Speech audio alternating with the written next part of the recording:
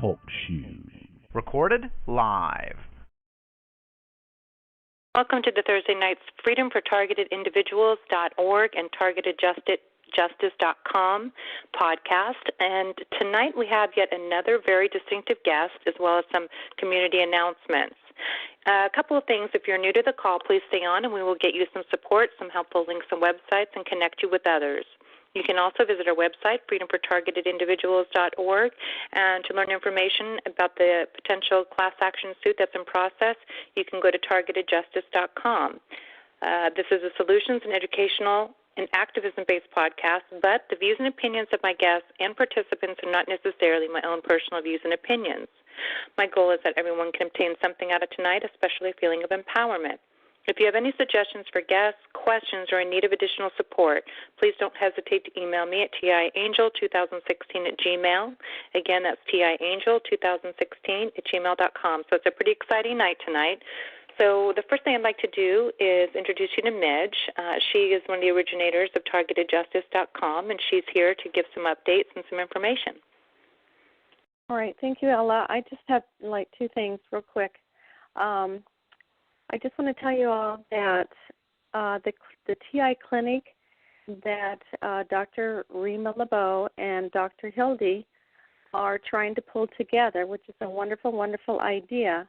I talked to Dr. Rima today, and she has Dr. Rima Truth Reports, where she is a whistleblower herself. So she has asked me if I would tell the audience, because what she's trying to do is she's trying to she wants to hear from the TI community to what we need. What are our needs? That's what she would like to hear from you guys. Because, they have this great idea to go forward to help the TI community, but they don't know exactly what to do unless we tell them. So if you will do this, please, go to Dr. Rima Truth Reports and put in your email and then tell Dr. Rima what we need from the professionals as a community, whether it be, lower prices for their services or, whatever the case may be. I mean, there's so many different things that the community needs. So please do that. And I'll tell you what, I think so highly of Dr. Rima and I think so highly of Hildy. They're just both wonderful, and we're trying to move everything in the right direction. So also, I just want to say, if you all heard about the diplomats in China, that they discovered that some of the diplomats were hit with dues, and they have brain damage. So if you guys haven't heard of that, look into it, okay? So that's all I have for tonight, Ella. I appreciate you letting me come on.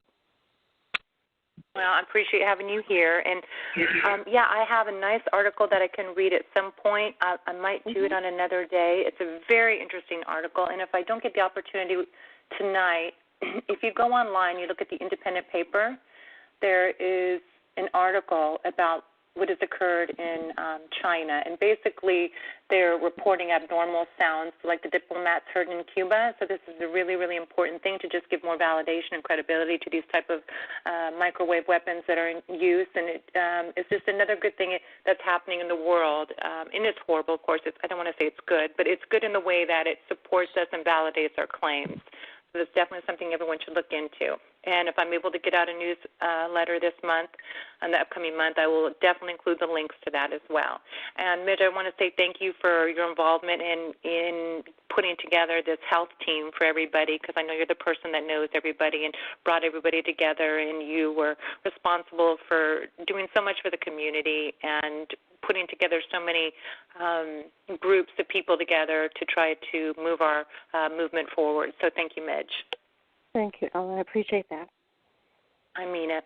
And then, Matthew, I'm going to turn it over to you. We have a wonderful person in the community. She's come up with a bill proposal. You've heard us talk about her.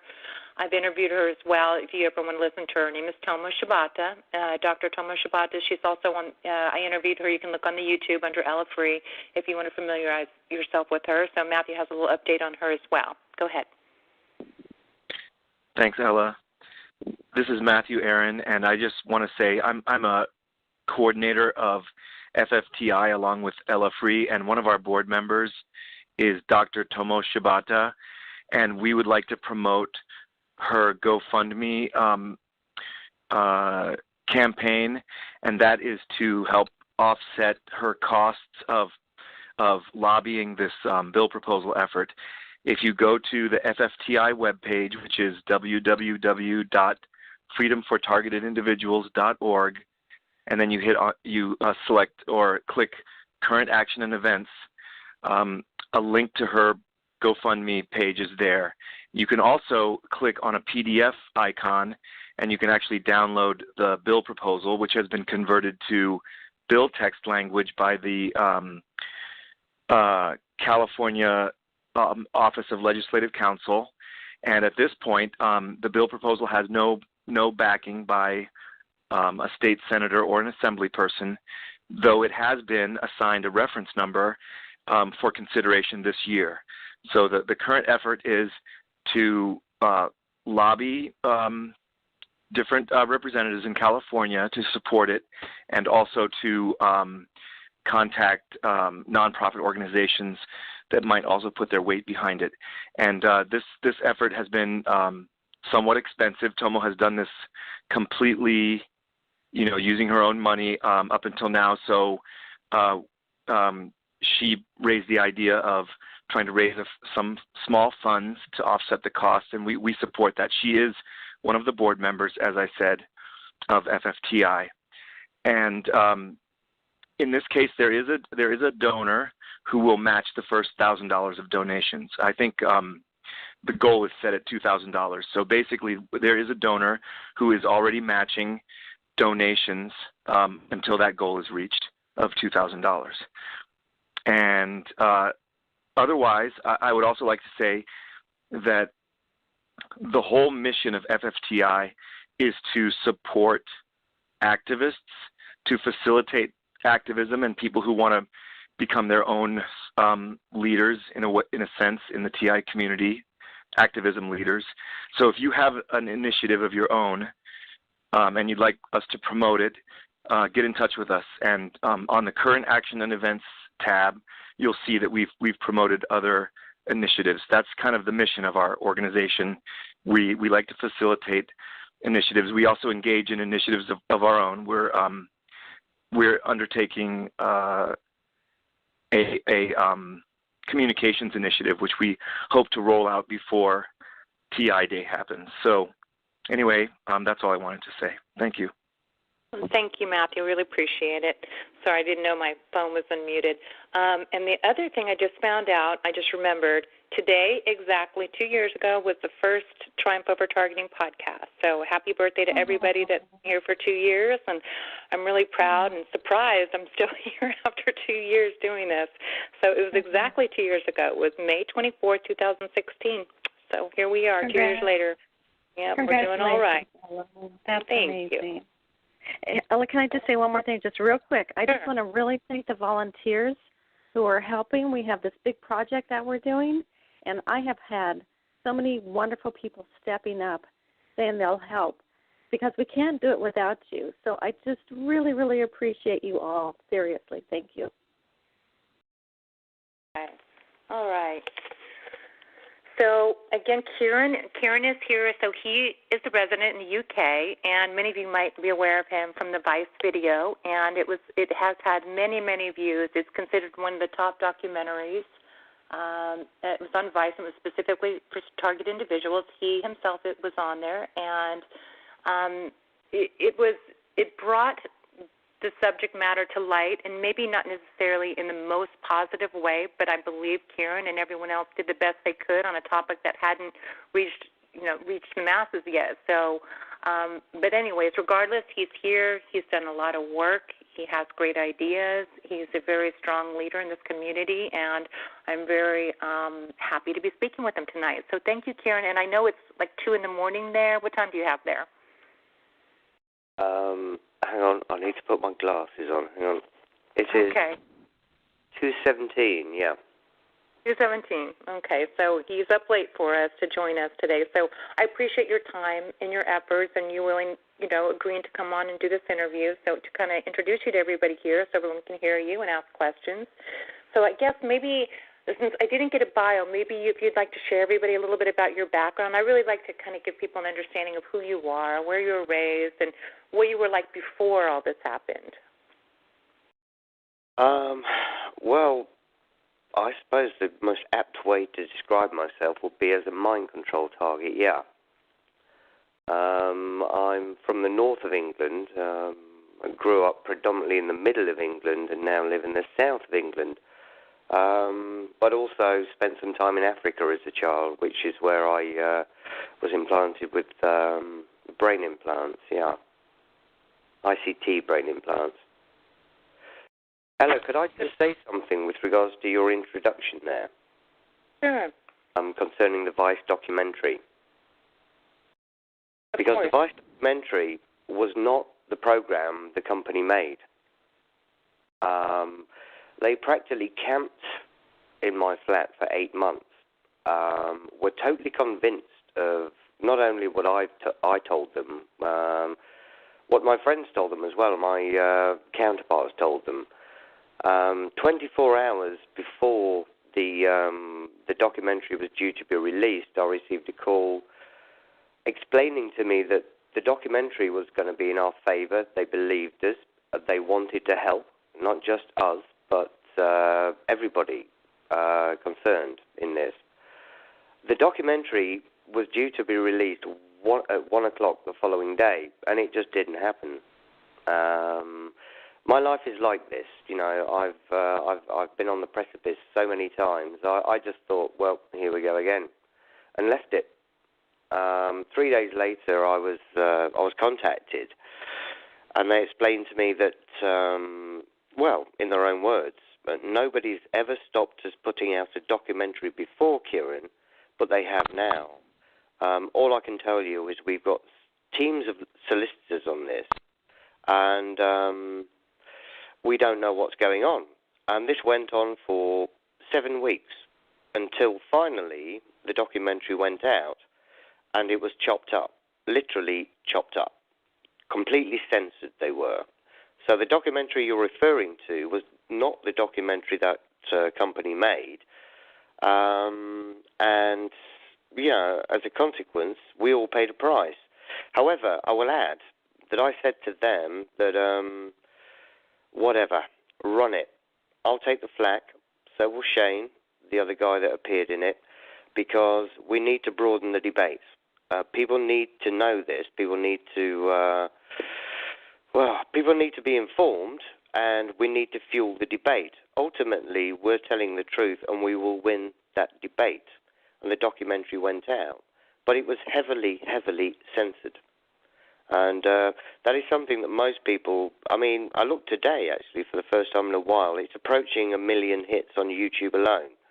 But most people that have seen it aren't aware that it's a censored piece, and it is, Ella. It was, or it is, yeah.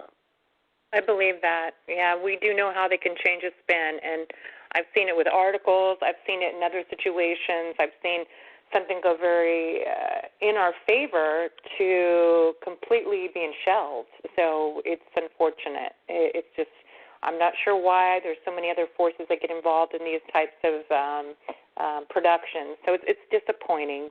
But, you know, you gave your best, and you did the best. You were honest, and you gave all the information you had. And it's just, they have that power over of how to spin it. So.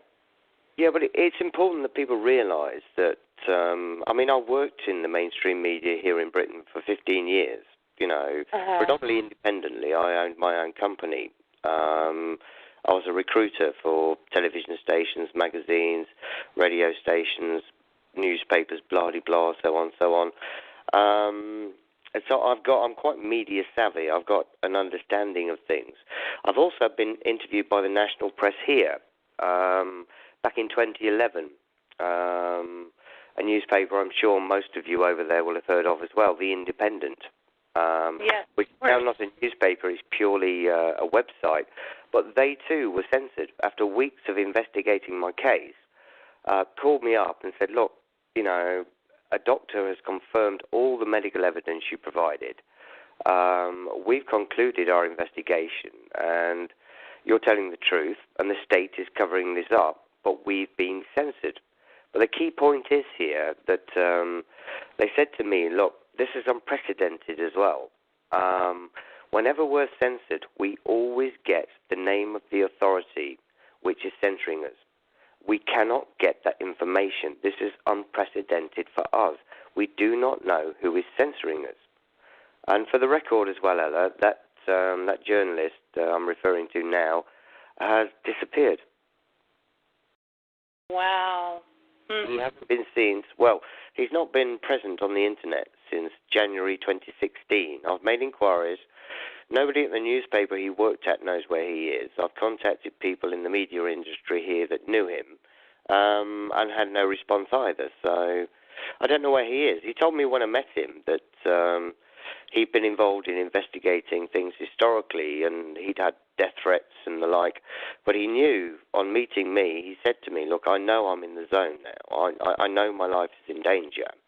The police also attended that meeting, uninvited, I will add, which was at an isolated location, early hours of the morning, and he informed me as to the fact that the police had turned up because he knew who they were. They were plainclothes.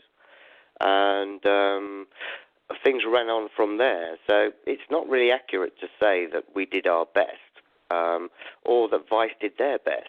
It was literally, it was jumped on, and they were prevented from putting out the program that they wanted to put out. This is very, very important that people understand this. Thanks for the clarification. That's important. Sorry, it's good. No, thanks for clarifying that for me, and thanks for adding that missing piece of information, because so many people didn't realize that, and you're giving some inside information as to how that happened. So I appreciate that. Great. You'll have to excuse me as well. I'm still coming around. I woke up on my couch about 2 minutes to 2. I fell asleep listening to Romola D.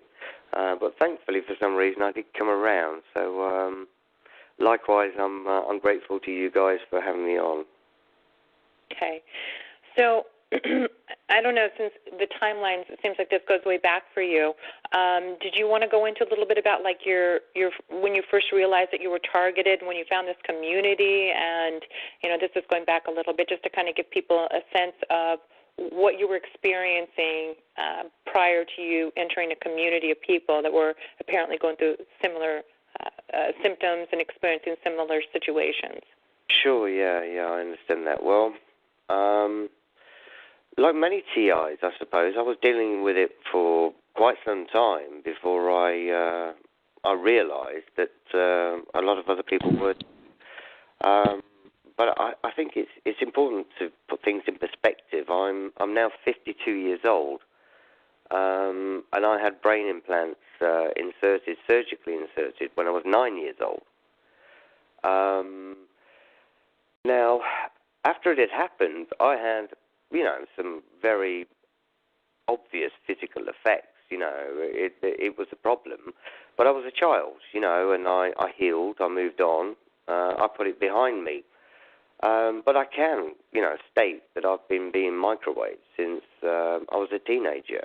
I now know what it is, and I suffer from it, all the time. All the time. To be frank with you, the last 2 weeks has been horrific. It's been horrendous, like almost constant, like microwaving. My home is like one big microwave oven. But I experienced these things as a teenager. I didn't really understand what was happening. I just become very overtly fatigued, very tired, and with, we all know the effects, that once we've dealt with them. And but back then, of course, not only did I have no comprehension of what I was dealing with, there was absolutely no information available either. And that was very much the case, let me put this in perspective. When I was in my early 30s, when things really, really kicked off, even though I'd been feeling the effects of what I'm dealing with prior to that time, I was just left aghast, really. What on earth is going on? Not just with regards to the directed energy weapons, the manipulation of my life and my business at the time as well. It was so obvious to me, but yet in trying to explain it to other people, all TIs will understand this. People didn't receive the information, shall we say, very readily, and I was isolated, yeah. I was completely, totally isolated, in the dark with regards to what I was dealing with, but I knew everything was real. As a consequence of this, when I started kicking back and trying to expose what was happening, I was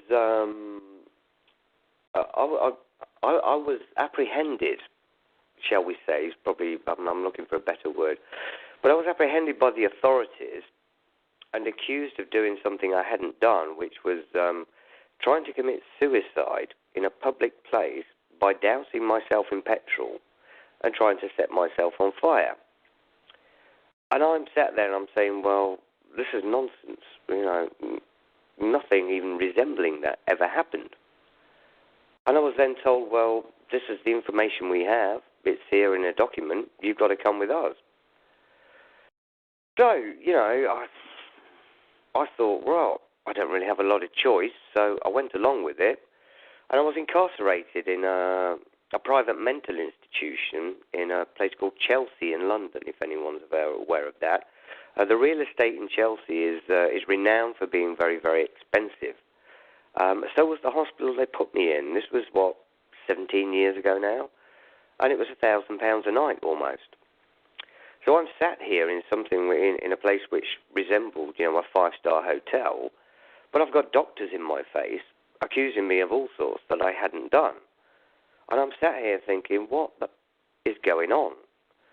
And months later, and it was months, I was to win a tribunal in which they declared that we accept all the evidence was fabricated to put you in here.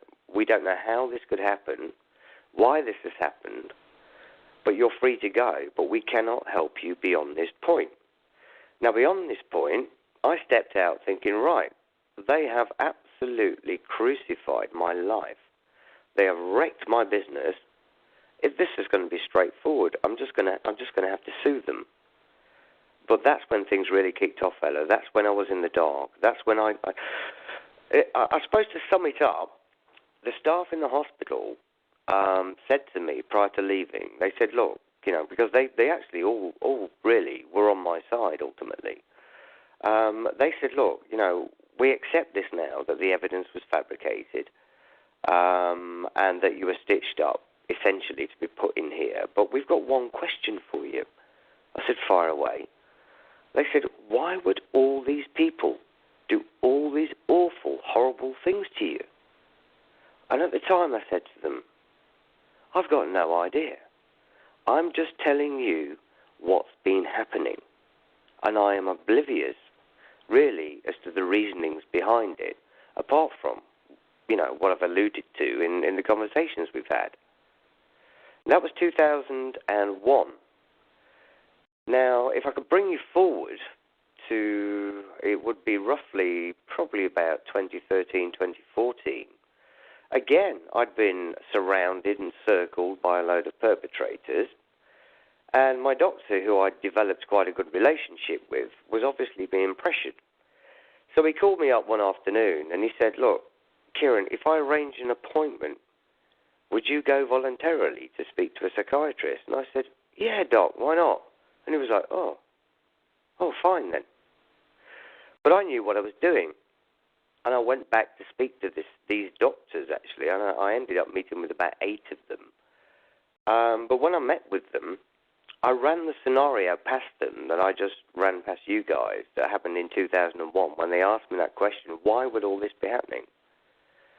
And I said to them, look, I can answer that question now. I am a targeted individual. And I didn't know what one was then. And this has been done deliberately, and this is corruption. This is corrupt. And fire away. Ask any questions you like. I can answer them, and I did. And I ended up having numerous meetings with several doctors down there, and ultimately they all accepted my case as legitimate. And their final words to me were, and this was screaming down the phone. This is a psychologist. Everybody that works here, Kieron, is talking about this. Every single person that works here. And I turned around and said, well, that's okay, that's good. But what about all the other TIs that are in your hospitals that have got no evidence, that cannot prove their cases? What about those people? The conversation ended there, and the entire hospital was shut down, Ella, as have solicitors' offices and other establishments that I've encountered. That's what we're dealing with. We can prove it. We have absolute proof of what's going on. I've now got official acknowledgement of the ICT brain implants in my head. And not only that, my paper trails with the authorities here prove everything, including, as I've stated already, the national press having accepted things in 2011. So why, currently, are they still debating the issue? They're wasting our time, they're wasting our money, and they're lying to us because we can prove everything. Yeah. What about your family or the people around you? Were they supportive, and how much did they know? My family are in on this. Okay. They were paid to have me implanted. It's a very, very mysterious situation. It's almost as though my past has been erased. But when I went to Africa at 9 years old, it was supposedly for my father's job, but that was a complete washout ultimately, and we ended up fleeing the country. I remember it vividly. I was 10 at the time when we were apparently 10. That's something else I can go into. We ended up fleeing the country in the middle of the night because there was trouble. I mean, it was a very turbulent time in West Africa at that time, particularly in Nigeria where we were. And there were problems, difficulties. But we got home, and apparently, my family had lost everything, but yet, very shortly after that, we moved to a new house, a bigger house. And from a financial perspective, everything seemed fine. And I was oblivious to what had been done to me, but it was to become apparent in latter years, as was the fact that my family were involved. I do come from a perp family, and the really, really sort of like, I suppose, frightening aspect of this is that my family are a military family. And what I'm wearing, I know, is military technology. I've had that confirmed by military people too. So yeah, essentially this was done to me. Well, not by my family, but my family facilitated it, and thereafter behaved like a bunch of perps to me as well. So it's pretty shocking. If I was to detail it, it would shock anybody, to be frank with you. Yeah, I mean, I do hear similar, maybe not exactly the same, but I've heard people convey similar information. It's really hard to swallow. That families can be enlisted to do these type of things. Excuse me. Well, I try to take a rather scientific approach to things now, whereas, I've been dealing with trauma, as a lot of your audience will be able to understand, since I was a child. And I've become very conditioned to it and very proficient at dealing with it. But in order to do so, I've had to detach myself emotionally from a great deal and just focus on facts, just focus on pragmatism, just focus on, truth, really, and justice too, because I intend to exact my revenge on these people as well, and they're aware of that. I've got the evidence, and I intend to have them locked up. Mhm. Well, justifiably so. So, there's a couple of questions. What do you do? I feel like there's more questions I need to be asking, but just maybe to jump forward just a little bit, or to maybe give some advice to people who are listening. What do you do? What kind of shielding do you do? What do you do emotionally to support yourself or to get through the day? Are you involved in other groups? Do you have a community? What is it that you do that helps you get through this? Firstly, and this is very important as well for people to take on board too, the government have supported me here since 2009 because I proved to doctors that my circumstances were legitimate, and they awarded me benefits. So I live, financially, I'm provided for. I've got a flat, so it's rent-free, and I get an amount of money from the state. But I have to add here as well that they won't talk to me at all. They won't respond to phone calls. They won't respond to letters. And I am treated essentially as though I don't exist by the state here. However, I get a check goes into my bank every 2 weeks, and I'm able to exist. I'm able to live, but I cannot get any help, any effective help via the state here at all. But things are starting to change, I hope. So, that's down to me being able to, down to me having, pressured different departments, shall we say, over a number of years now. So I don't have to work. It's not as though I can, I live an extremely comfortable lifestyle. I don't. Things are still difficult from that perspective. But I utilise my time, and I've applied myself to activism, really, to trying to expose this, to try to do something about this. And that's evident online, essentially, Ella, really. Are you there? Are you? Yes, I'm here. Sorry.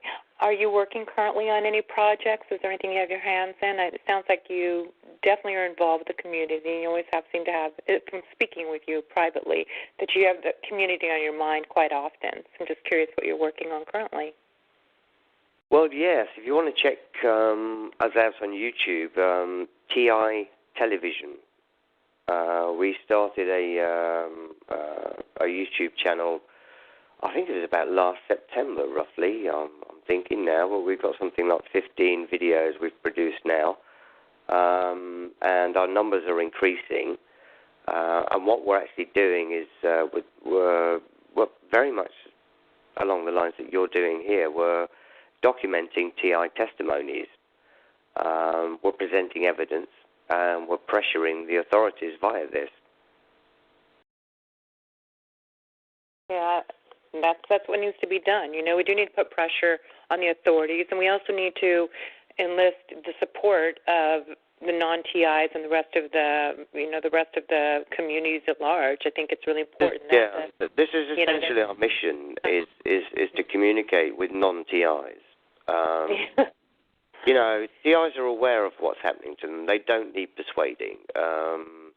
It's the people that don't believe this, that can't accept this, that we're trying to reach, that we're trying to communicate with.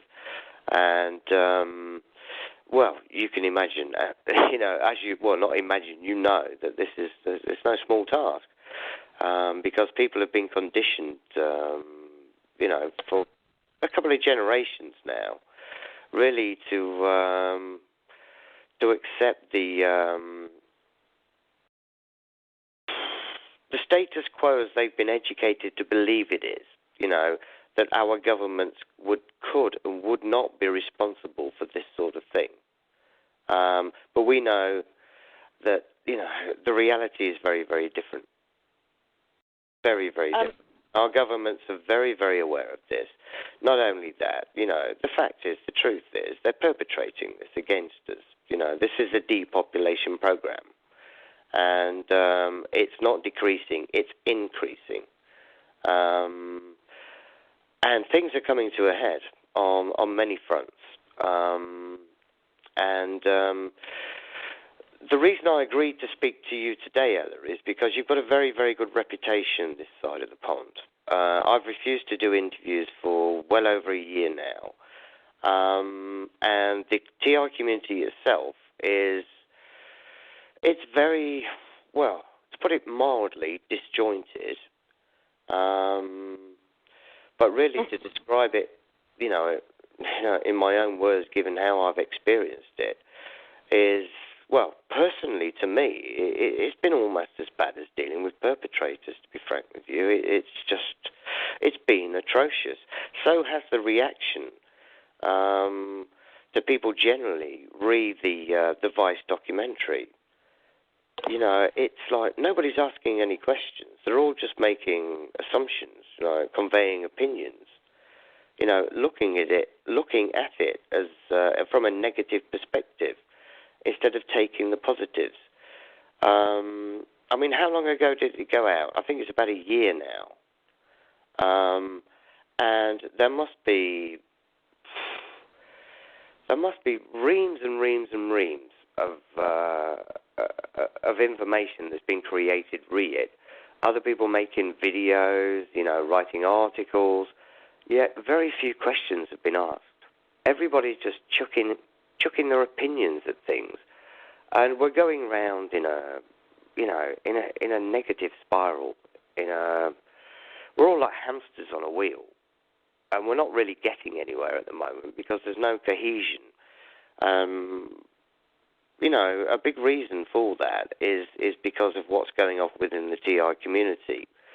There are organizations and there are individuals that people need to be aware of, who they are, what they're about, and why we're not getting anywhere, essentially. Because the reason is those people. Ella, could I just take a break and go to the loo? Is that okay? Well, absolutely, no problem. I had just woken up. You'll have to bear with me. I won't be much. No problem at all. Okay. We'll have Kieron back with us soon. If he was taking a while, I would love to read this article to you, but like I said, maybe we'll get a chance by the end of the interview.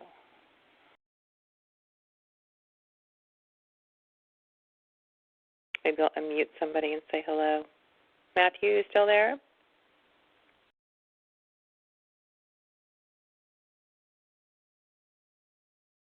Let's see who I can pick on. Northwest California. Hi, California. Yeah, I'm still here, Ella. Okay, great. Oh. I'm just listening. I totally agree with Kieron's assessment of... Hello. There he is. Are you there?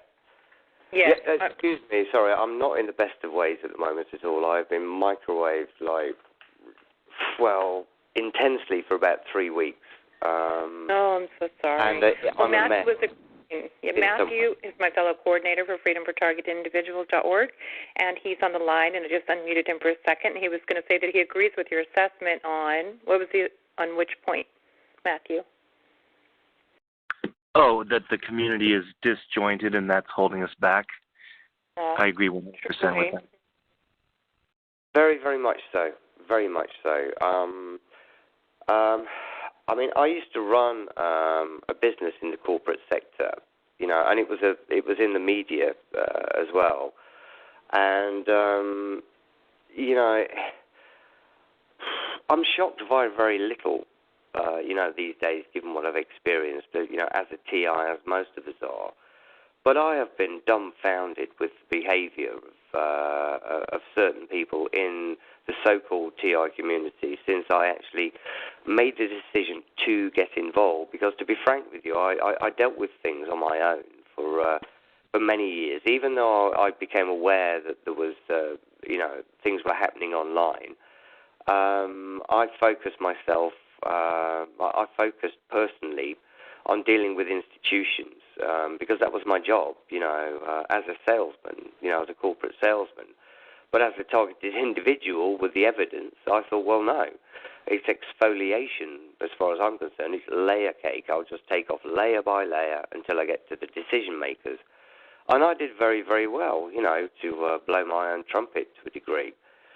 But it's when I opened up and I decided to get involved with other people in the, as I said, I will say this, I mean, it's so-called TI community, that I was left aghast. I could not believe what I experienced. Because what happened is that I raised money for certain people within the TI community to help them, I introduced them to other people, and these people turned around, and they were like perpetrators on steroids. Their behaviour towards me and other people I know was absolutely disgusting, and it just increased once the Vice documentary. Well, prior to it going out, but after it went out as well, and I was just I was just knocked back. I just thought, what on earth is going on here? So for the last 4 years, essentially, I've been going out of my way. I mean, traveling to other countries as well to meet people, to speak publicly, to try and ascertain, establish, what's going on. And I've been shocked and horrified, I will add, at the behaviour of some people that are prominent figures within the TI community. It's been, and I will use the word, disgusting. Their behaviour has been disgusting. For people that are openly campaigning about gang stalking and the like, to behave the way they have, just shocked me to my core. Absolutely shocked me to my core. And it seems to me that the reasoning behind, I mean, these people, I don't believe, the ones I'm referring to now, are actually on the dark side. I don't believe they're government agents. I don't believe they're perps. I just believe they're narcissistic and greedy. And so they've taken to not just attacking, not just myself, other people, undermining us, undermining what we're doing, because basically they want to do it themselves. And they're not capable, and that's what's knocked me back. And I've refused to do interviews for quite some time now, and refused to get involved with other people apart from what we're doing at TI Television because of this. And this, as I see it, is the problem we've got, guys. Everything is happening online. I'm talking to you now because I have every respect for you, Ella, and what you're doing, and other people that listen to this show that are looking for help. But what's going on online is a farce. It's a joke. And it's detrimental to all of us because we've got individuals who are collectives as well in some instances that are attacking and undermining anybody and everybody that might threaten what they're attempting to do, which is really monopolize things and make money. So I'm kind of sick and tired of hearing the phrase, we need to come together, we need to work together, because that's what we've been trying to achieve, and all that's happened to us is that we've been, as I said, I'll repeat it, attacked and undermined. Mm-hmm. And this is quite shocking, and some of them are genuine TIs, I can vouch for that as well, but yet they seem to think that it's some sort of meal ticket for them, and that they've got some sort of right to try and, monopolize things. And it takes me back more than anything, really, over the last few years, to be honest. It really has, because I viewed things objectively on the internet prior to getting involved. And once I stepped forward and got involved, it was just, devastating is the word I will use. Devastating. We all know things are infiltrated, and there are some people that are agitators purposely in place to mess things up. But the lack of cohesion is hideous. There's some shining lights, of course there are. But currently, as things stand, with the evidence we've got and the information we've got, we're holding each other back. We're holding each other back, and we're bringing each other down. And I'm pretty well educated with regards to human nature, given my life experiences and my professional background. And I expect the negative aspects, but what I've experienced has just been I'll use the word again, hideous. I'm sorry to hear that. I know this is terrible to go through within itself, and then to have that type of behavior from your own communities, it's heartbreaking. And I'm just sorry you've had to endure this. Well, not really. It's not the heartbreaking thing. It's shocking. As I said, I can emotionally detach myself and deal with most things. Heartbreaking to me, though, it really is. It saddens me. But I'm glad you come to a point where you can be objective, and that's probably where I need to get to. What do you mean by that, Ella? Well, like you can take you said that you have become more what's the word? Not colder, but you just become more not what was the word you used? That you pulled yourself out of the emotion and you can just be, I guess, observant. I don't know the word you used, but I understand sometimes we have to move out of the emotional aspects and maybe being heartbroken to be more productive and to not get caught up in it. Is what I understand. So. Yeah. I think it's more frustrating than anything. Yeah, it is. It is frustrating. Yeah. But you would hope. You would hope with these thousands of people. I've spoken to maybe 1,000 or so people, and with all these people and all the suffering and the torture and the lack of support, anyone going through this and to not get support and to be told that they have mental issues and locked up on so many occasions when they need support, I mean, that's horrifying. And then for that person to have all this trauma and PTSD and worry over everything, it's so difficult for anybody to function properly. Just everyone's so traumatized and so broken. And we would hope that everyone can come together and function properly. But it's how can we after everyone's been through so much independently and individually? So I can see that it's a challenge. And as you said, there's people who come in here and they're opportunistic. That's what I have a problem with. They do come in and they're siphoning off the community or whatever the case may be. And so, you mentioned that briefly earlier, and I understand that sentiment. You've put that far better than I did, Ella. Yes, I agree with you 100%. That is what I was trying to say. Excuse me, I am still waking up.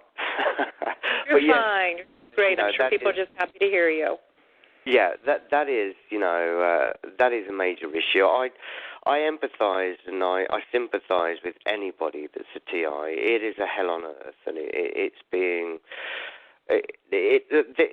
done on purpose, to people. Their lives are being flooded with negativity, flooded with pain, flooded with trauma, and it really is as bad as things get.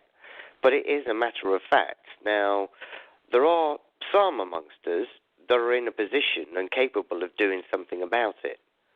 But the point I'm trying to make is the biggest problem we've had, and I say we because I'm involved with other people, is TIs per se. Is TIs trying to undermine what we're doing. We're not talking about perps here, infiltrators. We're talking about genuine TIs that seem to believe that they've got... I've got no problem with people trying to raise money. I've got no problem with people campaigning, trying to forward themselves.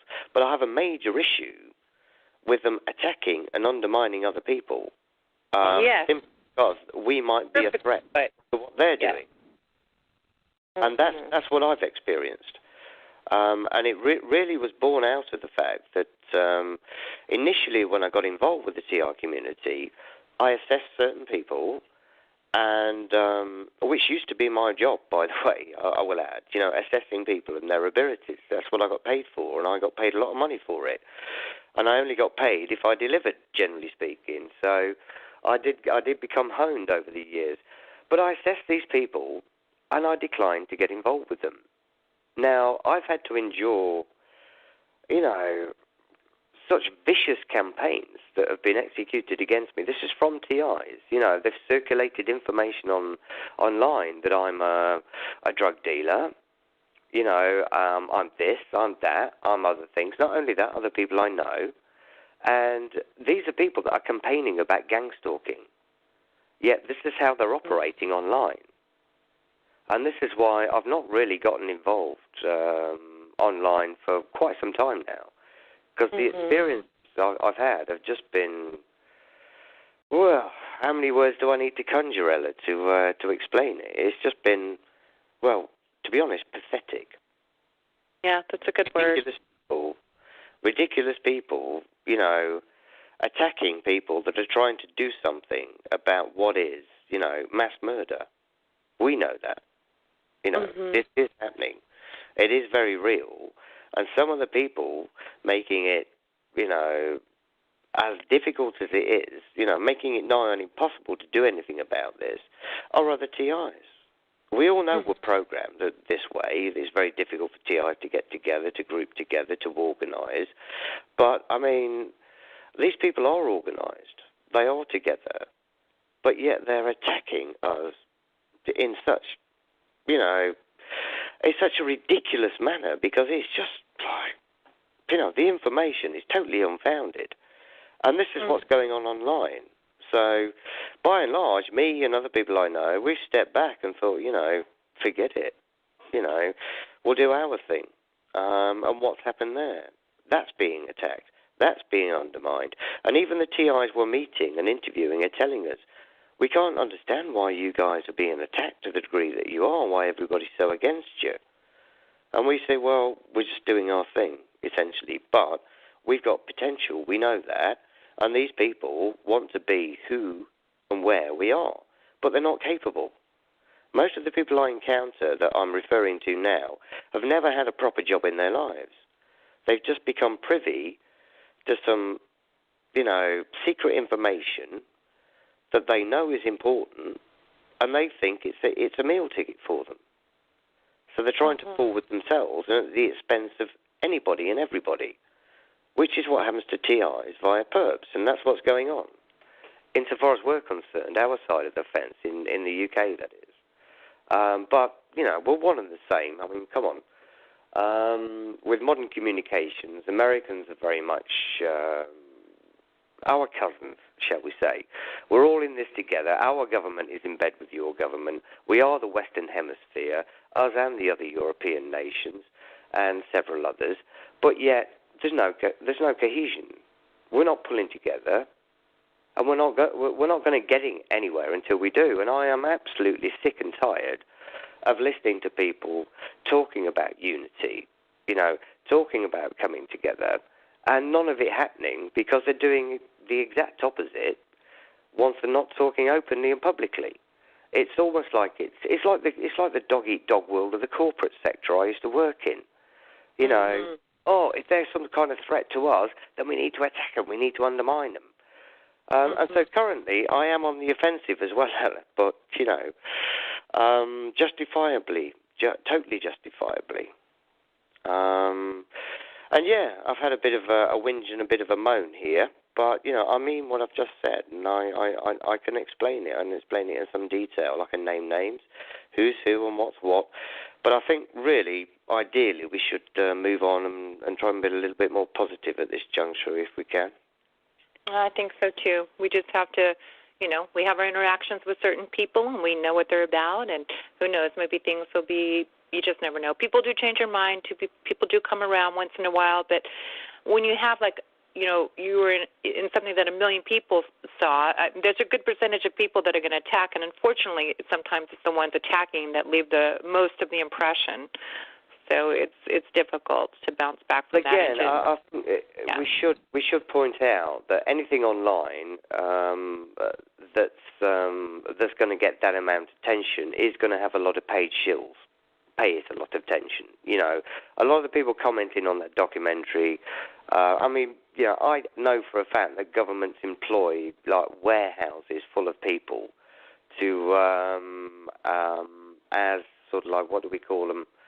To attack, basically, shills, basically paid shills, to attack things online, to create subterfuge, to have, to stop the truth getting out. They'll create subterfuge. They'll create fog.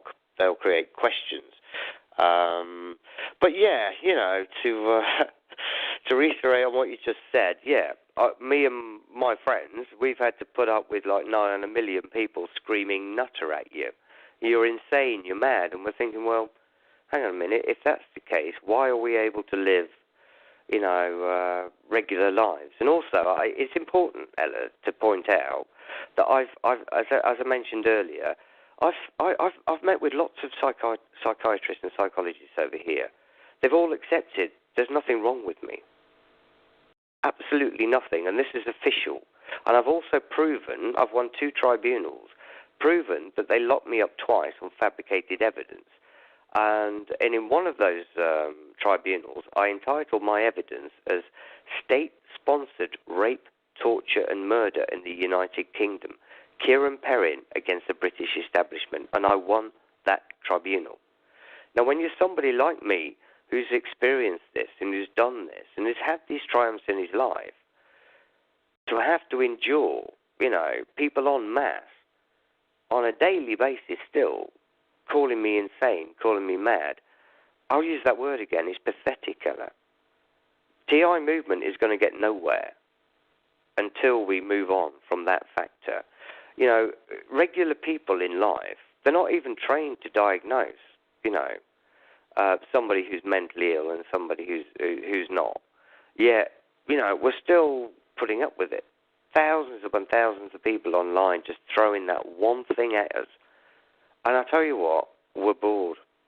We are tired and we are bored of the TI community and where it's at and where it's not going, to be frank with you, because of the negativity. We know, that things are organised along such lines, but come on, we're all experienced now. We know this, and everybody just seems to jump on the bandwagon and wants to diss anything positive, anything that's coming through, and we're going to get nowhere.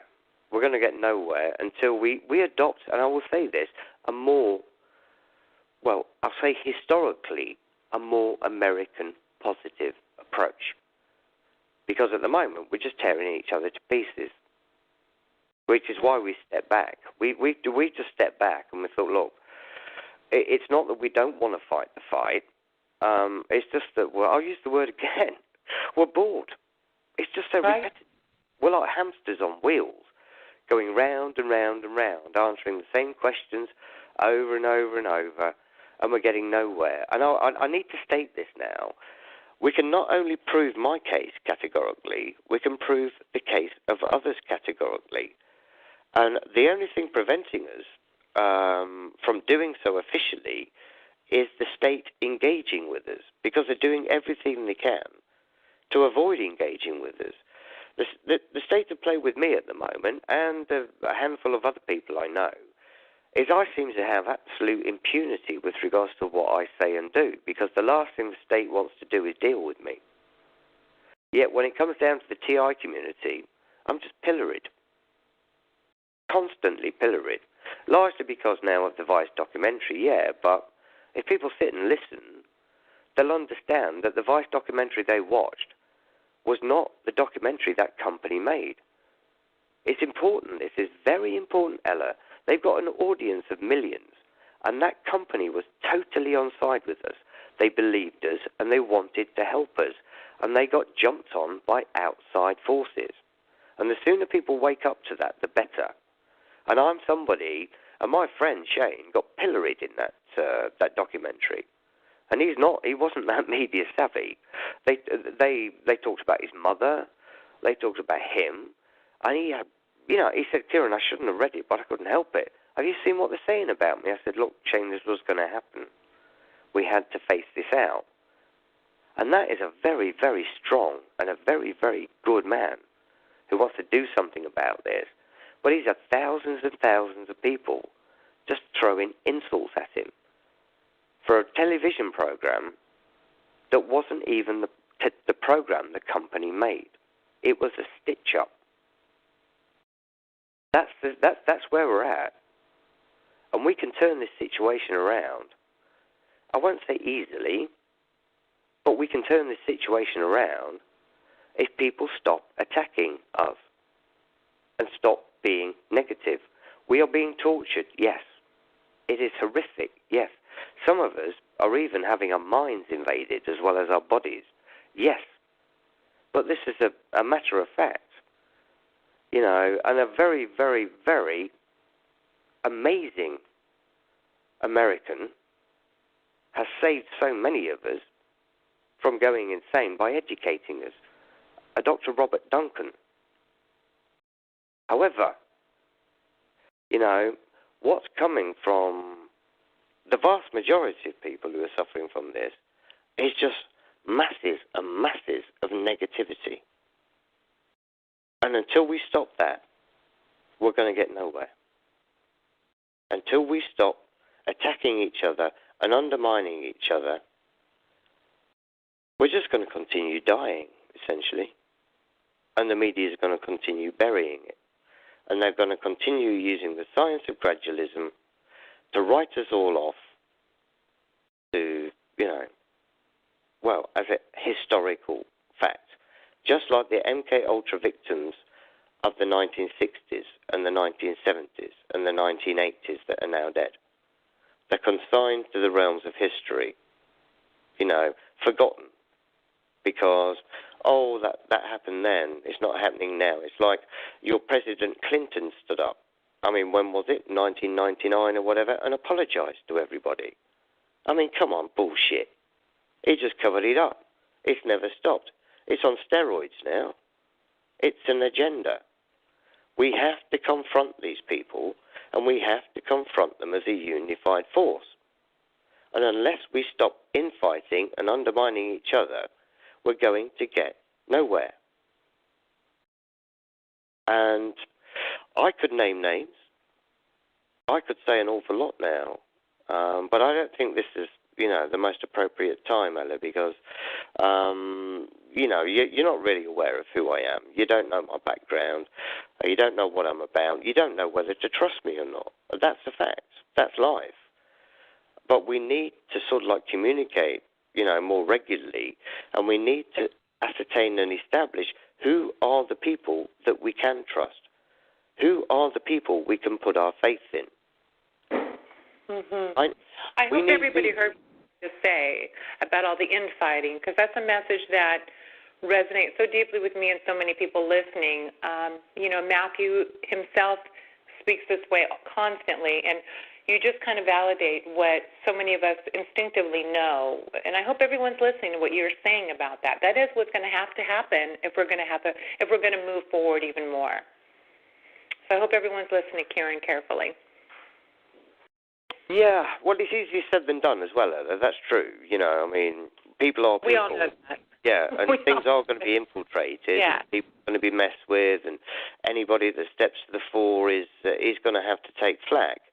But what we need is people not jump into conclusions, to be more discerning about matters. It's topical at the moment, so I'll bring it up, because this is essentially what I've been doing for the last 4 years, which is, infiltrating, meeting people, trying to ascertain as to who's who and what's what. And as I said, I've been really shocked with regards to what I've experienced. But it's far, far more serious than that, because we are getting somewhere now, and we can bust the bucket on things, because I'm talking to you now, Ella, and essentially because of your reputation, and the people you're involved with. I know it's not always down to an individual, because the major problem we've got is the media, and I don't mean the mainstream media necessarily, I mean the alternative media as well.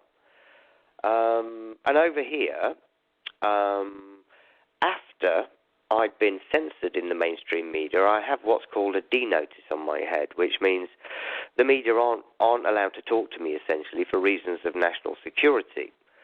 So I then I went to the alternative media and experienced not exactly the same thing, but it wasn't right. It certainly was not right. And I thought, hang on, what on earth is going on here? These people, to my mind, are not interested in putting the truth out. They're interested in hiding the truth, in covering it up. And not only that, targeting the people that are trying to get the word out. And things are coming to light currently because, as I said, I've spent 4 years trying to establish who's who and what's what. And during this time, I'll tell you, I've been, at so many times, I thought, no, I'm a goner. The targeting I deal with is intense. I am microwaved for weeks, months sometimes. And the mind control I deal with is just intense at times as well. But I've come to terms with most of it. But this is true, guys. Honestly, with regards to my circumstances in this country now, the police don't bother me. The medical establishment doesn't bother me. The media doesn't bother me. The local authorities don't bother me. Everybody leaves me completely alone, and I'm given money to live on. I get free rent, and that's how they deal with me, by completely ignoring me, because they know I can prove this. I've proved it in formal situations. I've got the medical evidence. Even my doctor now, I've negotiated this, has had to accept I've got brain implants. Yet, whenever I try and do anything about it currently, the problems I'm getting are via the TI community, trying to undermine what we're doing and trying to discredit who I am, what I am, the evidence I've got, and it's just a joke. It is pathetic. I believe we're going to have some sort of major breakthrough soon, and I want to help people, I really do. But I've been wavering for 2-3 weeks now, and I do know quite a lot of people who are TIs, and I've had meetings and discussions with them, and I've said, look, currently at the moment, I really am considering just taking a big step back and taking with me 4 to 6 people who've got strong cases, and just concentrating on us as a small group, because I've got so sick and tired of everybody trying to sort of like elevate themselves, forward themselves. Even people who aren't even TIs pretending to be TIs, Ella. To try and make a name for themselves, and it's just a bit ridiculous. It's just so childish and so farcical when people's lives are on the line. I've been interviewing people for months now, and I'm having more difficulty with that than I am with anything else, because a lot of these people are being drugged and systematically raped and have been throughout their lives. And I've been to the police about this, and they're expecting to hear from me again. And when you're sat taking testimonies along such lines over and over again, it's not easy for an individual to take. And the last guy I interviewed, he was looking at my expression, and he said to me, he said, look, you are aware, Kieron, that a psychologist gets an hour's counselling for every 4 hours of work they do. I said, no, I'm not aware of that. And he said, well, I'm very aware of the fact that you don't get any of that, and you're dealing with this, and I thank you for it, but I also appreciate how difficult it is for somebody like you to have to absorb all this information. And I do, Ella, and I have for years. And my circumstances, I won't say more than, are at least as horrific as any TI out there. And I managed to keep going, likewise with other people I know, and I managed to keep dealing with it. But honestly, I am being constantly attacked from within the TI community, and that's my big problem at the moment. That's why I've refused to do interviews, and I refuse to get involved with anybody, because all it brings me is a tsunami of negativity every time. Not, particularly given the Vice documentary, particularly given that. But before it went out, when they told me the reality, I knew that from a legal perspective, I could still back out at that time. But I did say to them, I said, look, whatever, any publicity is good publicity. We need to broaden this debate. You have the audience to enable us to do that. So I'll take the flak, because I know we're telling the truth, and we've got the proof, and we can win this debate. Now, that debate is going off currently, Ella, and we can win it, and we will win it, if more people like you in your organization, as impartial as you are, keep going and stay positive. But we need now to start to out the individuals and the organizations that are making it impossible for us to get the word out. And bear in mind, please, again, that I worked in the mainstream media for 15 years. I know what I'm talking about. And believe me, the biggest problem we have currently lies within the TI community. And that's shocking words, I know, but it's true. All these people out there that are being tortured, that are being gang stalked, that have had their lives wrecked, their careers ruined. You know, we need to straighten this out. We need some help. We need to get our lives back. We need to protect our children. And I am telling you all, the biggest problem we have, and I'll repeat it again, is certain TIs and certain TI organisations at the moment. And the establishment we've set up, the organisation we've set up, stands currently to oppose all of them. Not just oppose them, expose them. And I don't know if you've looked at my Facebook page recently, or my blog, Ella, have you? No, I have not looked. I don't go to Facebook often. I had an account, and they shut it down a long time ago, so I just have a personal one, so I don't get on there often. But I'll definitely take a look tomorrow. Well, I'm not a huge fan of, well, actually, you know, I won't say that, actually. I think Facebook is very, very important, particularly to a lot of TIs, because they are isolated. They can't integrate into the communities. They can't get out. For that reason, it's very, very important. And I recommend that to a lot of them, they get on there. But it's also fraught with dangers as well, because it can be manipulated like everything else. But I reiterate, a lot of the people on there doing the manipulating are TIs. And we need to confront them. And I've been doing that of late. Are you aware of an operation called the Basis Project?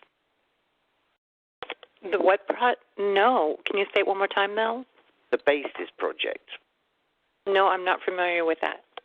Well, it's an alternative media organisation over here. They're affiliated with American organisation, well, several, but you'll have heard of Project Camelot? Yes, of course, yes. Yeah, affiliated with them, sort of like a version of them over here. Now, it's run by a chap called Miles Johnston, and I spoke live, you might know of that speech, at Marlborough College in 2014. That's when I first encountered this chap. And this was after I'd been censored in the mainstream. So I spoke live. He had no idea what I was going to say, neither did anybody else. I just stood on the stage, and I was supposed to talk about mind control, but I turned around and said, look, and I did it deliberately. I said, I'm going to change what I was going to speak about today, because I can do that future-wise. And I looked at the audience, and I said, look, does anybody know what a TI is? And there was about 2-3 hands out of 200 and odd people. And I said, right, well, I'm now going to educate you as to what, as to who they are, you know. And I did. Now, beyond that point, I have dealt with the most horrendous stalking and manipulation and undermining, and, well, it's got even worse. It's, you know, physically attacked, the worst, because of this, from these people.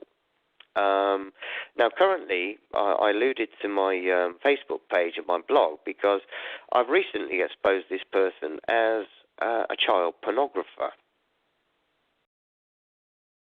Now, this is standard in my experience with regards to what we're dealing with, because your government, as is my government, is actually largely controlled by people who have been put in position who can be blackmailed.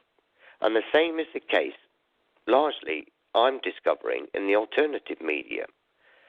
Because the information I was given on this person does not just involve them, it implicates other people, and in America too. And also, essentially, it all comes from Hollywood. And we know the scandals that are breaking there. You've interviewed Stephen Shellen yourself. And he states they're implanting film stars, and they are. Anybody and everybody who can be in a position to get the word out essentially is being taken control of by technological means. Now, we have to stop these people. And they are people. I don't want to hear any talk of aliens. You know, I don't want to hear any talk of race. I'm talking people. I'm talking abuse of power. That's what we're dealing with. And I'm afraid the main protagonists are your government and our government, and the European governments as well. And I certainly don't believe the Russians are totally innocent either. Personally, I think what we get via the news is a pantomime, and privately they're all colluding. There's no point in a nuclear war anymore. They just destroy all the infrastructure. They can just take the radiation, the after effects, and use that to get rid of who they want to get rid of. Maybe I'm broadening things a little bit too much here, but I'm very educated. I do know what I'm talking about. And the bottom line is essentially with me, Ella, I'm a soldier. Get that sense. Would it be okay to open it up to questions? Far away, yeah, because I'm running off on a tangent a little bit, but That's far okay. away. They're all relative and they're all important. So yeah. Okay, so if you have a question for Kieron, *8. We'll take it from there. *8. Okay, I see Linda at the top. I'm going to go from the top to the bottom in no particular order, other than I'm going from the top to the bottom. So when I unmute you, you'll hear the notification, and at that point you can ask your question. Okay, Linda? Hi, Linda. Thanks, Ella. Sir, I've been listening to you, and I want to thank you for your honesty and for saying that things, they can't keep going in circles, or we're just not going to go we're not going to go straight forward if we keep going in circles. And boy, you've got the agreement of so many of us TIs. People are tired of going in circles, and you've got the right idea. Please don't leave us. You said you might be backing off. Please don't do that. We need you.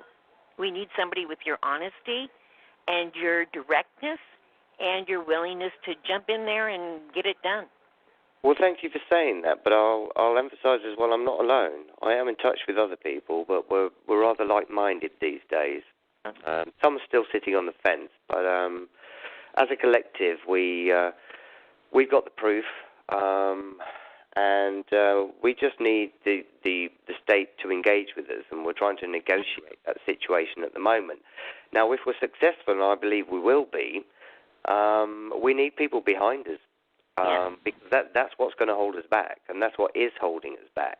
Yeah. And we can change this. We can turn the situation around. And to quote, some of you might be aware of, I better not mention his name, actually, given what I'm just about to say. He's quite well known in the TR community. But, again, he's somebody that comes in for a lot of flack because of his approach. But he deals with things in boardrooms, right across the board, in the technology sector, in the political sector.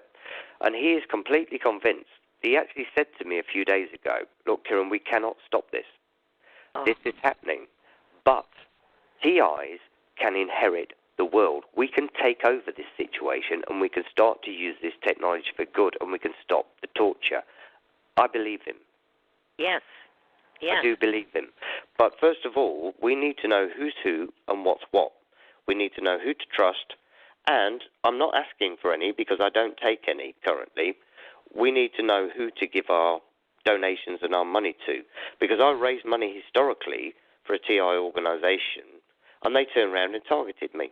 Oh, man. And tried to get more money. That's the sort of thing I'm alluding to, Linda, That's what I've experienced. Some of it, but so we're aware of that. And thank you for being so bold as to say it just outright, because, that happens. And well, thank you. I am actually sat here thinking, my word, what have I done? Because I literally woke up on my couch at about 1 minute to 2, and I thought, whoa. You've done wonderfully. But, I'm full of it a bit at the moment, Linda, because I've had a very, very hard time over the last few weeks in particular. And, I'll emphasize to folks out there as well that are being targeted, Some of us, the likes of me, I've got technology attached to the backs of my upper jaw, and this stuff moves. They're like long fingers. Mm-hmm. And this is purposely designed to inflict pain upon me. And I'm 52 now, and had a doctor tell me when I was 33, I cannot believe you're still alive. Whoa. And I'm like, why? He said, because this was designed to terminate your life. You're at level 6, and most people only get to level 2. And it was an Iranian doctor that saved my life. Nobody else in this country would help me. Nobody. I don't tell the truth. It was an English doctor that introduced me to him. And things went from there. And he performed an operation on me. And when I spoke to a barrister, and we tried to present it to the authorities. They said, we can't accept this evidence because the operation was illegal. You know, I mean, what a joke. A doctor saves my life by performing an operation on me, then the establishment says, oh, we can't accept this because the operation was illegal. How did they and determine the only reason that? he did it is because he kept referring me to hospitals and nobody would help me. So he said, if you guarantee me, you know, there will be no comebacks, you know, if there are further complications on this, I'll operate on you now, but I shouldn't do it outside a hospital operating theatre. And I said, look, just get in there, Doc. Just get in there. Do it, yeah. You know, and he did it. You know, and again, this is another man that Vice tried to speak to, and we just got a message back via his spouse saying that his father had died, he was out the country, and he wasn't going to be contactable for 6 months, which probably wasn't true, but, you know, fair enough. The man saved my life, and I'll be eternally grateful to him as well. But the thing is, as I was saying earlier, if we were together and we had some numbers and some cohesion, we could rally round a man like that and protect him. Absolutely. Because we're all individuals and we're just isolated, even when we win a professional over, we can't help them. We can't protect them. Yeah. But that's changing, I must add, Linda. That is something that, re my own circumstances and people involved with, it is starting to change now. But that's a process of negotiation I've been through. You know, in creating paper trails, in gathering evidence. And I've put people on the spot, and I've said to them, look, I am going to bring this to fruition, you know, and beyond that point, I'm then going to turn around, and I'm going to be able to prosecute, you know, those that have behaved unethically. And now I've got this evidence, I used to be a salesman. I say to them, look, I'm now going to ask you a direct question, and it demands a yes or no answer. And on this occasion, I said, are you going to maintain your stance that my scans show no abnormalities or not?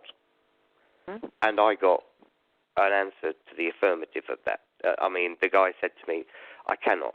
In the light of this, I have to accept that you've got foreign bodies in your head.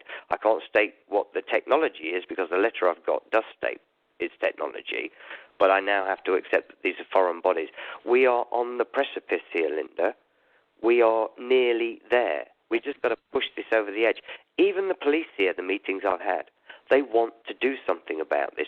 We are dealing, and I'm sure it's the same your side of the fence, with a police force within a police force. It's only my opinion again, but I believe we're dealing with a Masonic police force and your regular police force. Yeah. And from what I've been hearing at the moment, there's divisions that are being created right across the board in the military, in the police force, in the government institutions, and there is a civil war kicking off. Within the agencies, totally right across the board. Yes. And of course, the reason this isn't going public, and a lot of the people aren't going public, is because if they do, they'll be targeted. Yes. And so will their children. Yes, I was approached years ago when I was blind to what's going on, but my life was being manipulated. I was being gang stalked and, you know, all sorts all over the place. But me being me, I was quite a high-profile person in my industry at the time. I started speaking out. And a young lady at the time befriended me, and, you know, things escalated. And I said to her, I said, you didn't introduce yourself to me by randomly, did you? She said, no, I know who you are. And as it turned out, she knew more about my life than I did. But I said to her, I said, look, you know, what is going on? And at that stage, she said to me, she said, look, you know, all I'll tell you at this moment in time is I used to be the PA, that's the personal assistant, to one of the wealthiest men in the world. And he encountered what it is you're dealing with. And he was told directly, if he uses his wealth to try and expose what's happening, they will kill his family first and then him afterwards. Wow. That's what we're dealing with. Yeah. And I was exposed to all this as a young man, and I've been dealing with it ever since. And I've had plenty of attempts on my life, and I'm also advised by retired ex-military people as well. And I've also had it explained to me by another ex-military person what the technology inside of me is. And I know what it is because he told me. This is military technology I'm wearing, and he told me I know what this technology is because part of my job used to be decommissioning spies. Good luck. I will never talk to you over a telephone again or a computer, but I will meet you face to face if you handwrite a letter to me. So I've got so much information, and I can prove this. Yeah. So whilst I'm a TI, very, very much a TI, there's also, there's more to it with regards to me, and I'm not alone in that. And the truth is, my life was supposed to be terminated, as the CIA put it. I was supposed to be thrown from the freedom train in my early 30s, which is standard for spies. Wow. I want to tell you one thing. You are so good at uplifting right now. I mean, it's like, whoa, this is very exciting to hear you talk about this, and your energy behind it is wonderful. I just have one more question, Ella, or just one more statement. I just want to let you know that in this country, things are beginning to happen a little bit. We have a state, Michigan, that just passed a law that stated that no local agency may cooperate with the federal government in whatever they're doing. They may not do that. It's against the law in Michigan. Is that cool or what? It's great. Yeah. It's great. It's absolutely brilliant. And I can tell you something, Linda, as well. I grew up, like so many other people, absolutely adoring America. Yeah. Your biggest export for decades was your culture, and we loved it. Really? And that's completely turned on its head now. But I still believe in your country. I still believe in your perception of freedom. And I still believe you can prevail. But I've got to be honest in that your country is being used just like Germany was in the Second World War. We are the Jews that were taken to the concentration camps. We just don't have to wear red stars on our clothes. Exactly. And it's being stealthily now. Yeah. But this is what we're dealing with, to my mind, fascism. Yes. This is modern-day fascism. Absolutely. And your country and your people, as well as mine, our grandparents fought fascism and defeated fascism, yet our governments have delivered fascism. Yes, both of them. And that's what we need to turn around. We need to stand up again against fascism and defeat them and bring them down. Yeah. And make sure this time that they never, ever raise their ugly fucking heads again. Excuse my French. I've got no, you're right on. Okay.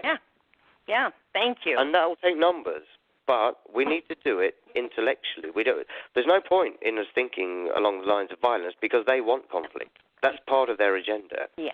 And I'm in touch with people in this country, who control private armies. And I've had in-depth conversations with them, and they've wanted me to get involved with them. And I've said to them ultimately, although I still talk to them, I said, look, you've resigned yourselves to the fact that there's going to be conflict. I cannot accept that. Every sinew of my person and my persona is about avoiding that conflict. So therefore, I cannot get directly involved with you. But I'll continue to communicate with you because I want to change your mindsets. And also, there is a possibility that it's going to come to conflict. And therefore, ultimately I'll have to choose sides. Yeah. But at the moment, I do believe, that we can solve this politically. Yeah. But we can solve it by getting the word out. Because if every mother and father in your country, in my country, in every European country, everywhere, Africa, Asia, wake up to the fact that they're raising their children, into a world which is incredibly dangerous, then they'll do something about it. But at the moment, they don't believe it because of all the subterfuge that's in place and all the negativity and the way we've been conditioned and programmed to be good consumers and compete against each other as opposed to working together. The reason we defeated the Nazis, by and large part, it was because your lot came in and helped it out as well. That the strength of this country, when I was growing up, and I'm a northerner, it's very different where I grew up down south here. It was communities. It was community orientated, and those communities have been decimated and quite deliberately. And everybody's been turned against everybody. And the TI issue that we're dealing with now, to my mind, and I've written this, and I've said this in speeches I've given, it's all linked to a military tactic called swarming. And it's to foment conditions and environments which are conducive to conflict, to war. They're actually, literally, to my mind again, they're trashing everything. The world, society, communities, because they're ultimately going to offer all the solutions, because this technology can solve everything.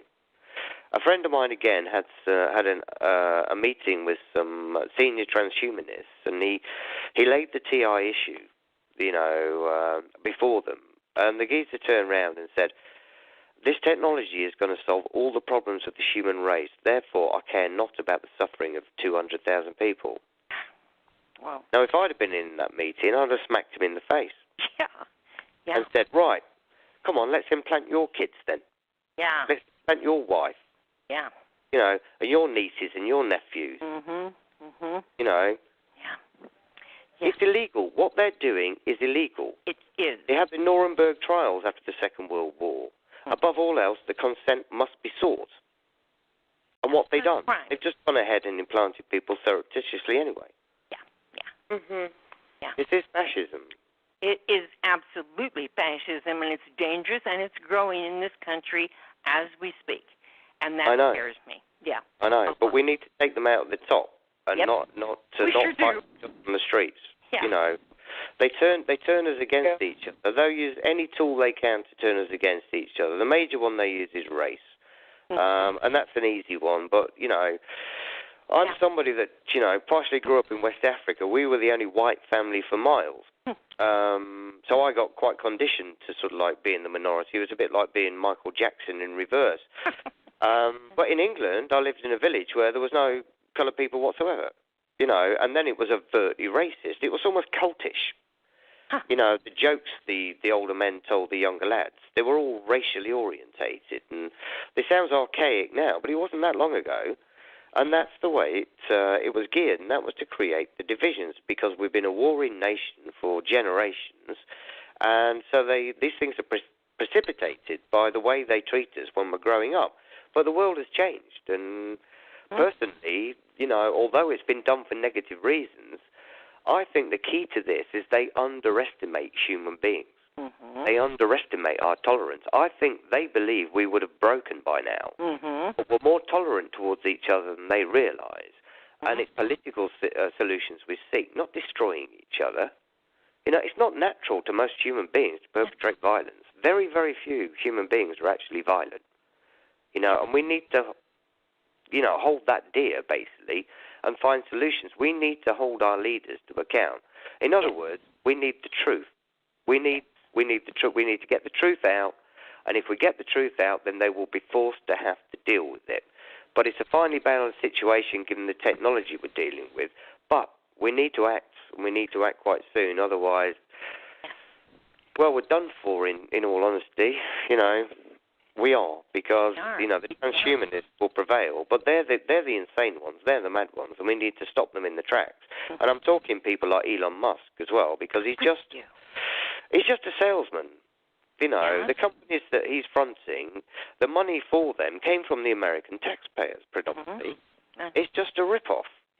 Really? They're doing everything they can to take the taxpayers' money to put into private enterprises and then monopolizing things and passing laws so nobody else can enter the marketplace. Yeah. It's called criminality. Yes. Yes, it's not supposed to be done here. It's not legal. And good.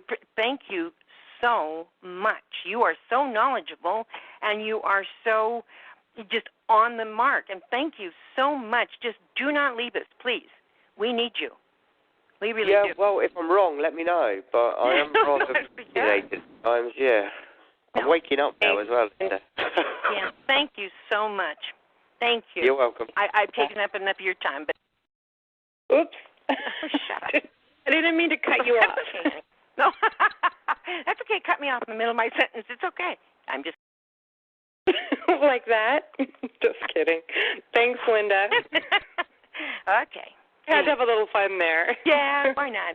No, what a great guest, Ella. Thank you so much for bringing this gentleman on. My God. No, so I feel very blessed. Thank you, Linda.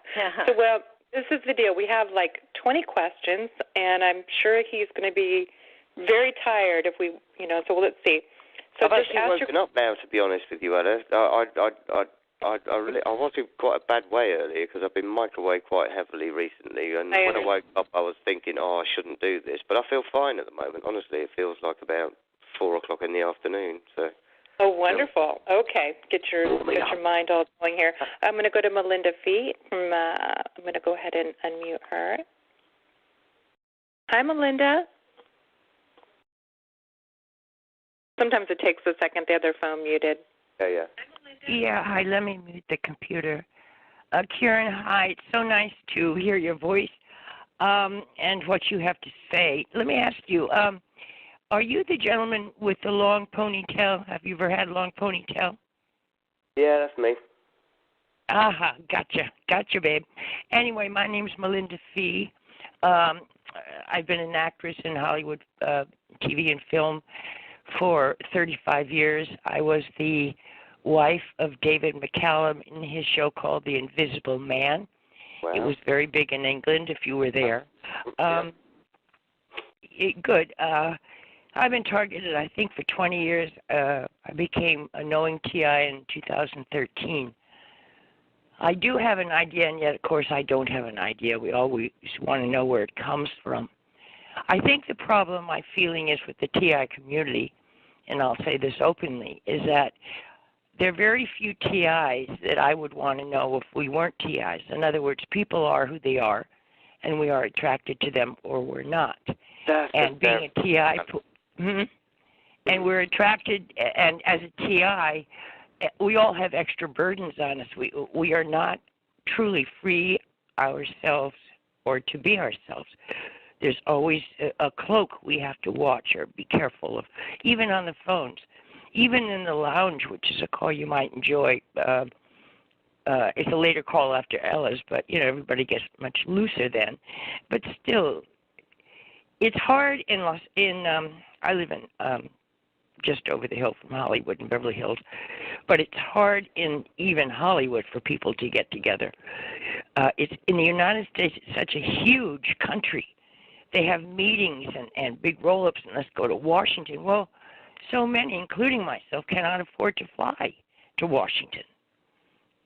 And Melinda, they planned it very carefully in this country. I know Britain is small, and you guys can drive your minis and you can get places, but here everything is impossible to get to. And when we have just small support meetings, they'll have 22 RSVPs, and 3 will show up. And in every meeting I've gone to, there's been only 3 to 5, as opposed to the 50 or 20 who are going to come. Yeah, they don't show up. You're right about, gosh, we're our own worst enemies, and yet we have this curse on us that makes it so hard to be out there and real and alive and everything. Well, I think you hit the nail on the head, explaining that at the end of the day we're just people, and human beings don't all get on with each other, and that's a matter of fact. Just because we're all being targeted, that doesn't change, and that's the case. And also, with what we're dealing with, it makes life more difficult as well. But the point I was trying to make is that the organizations and the people that have been at the forefront have not been doing anything to solve that. In reality, in my experience, they've been self-serving. Mm-hmm. They've been looking to make money, to forward themselves, and therefore facilitating the lack of cohesion that there is. Yeah.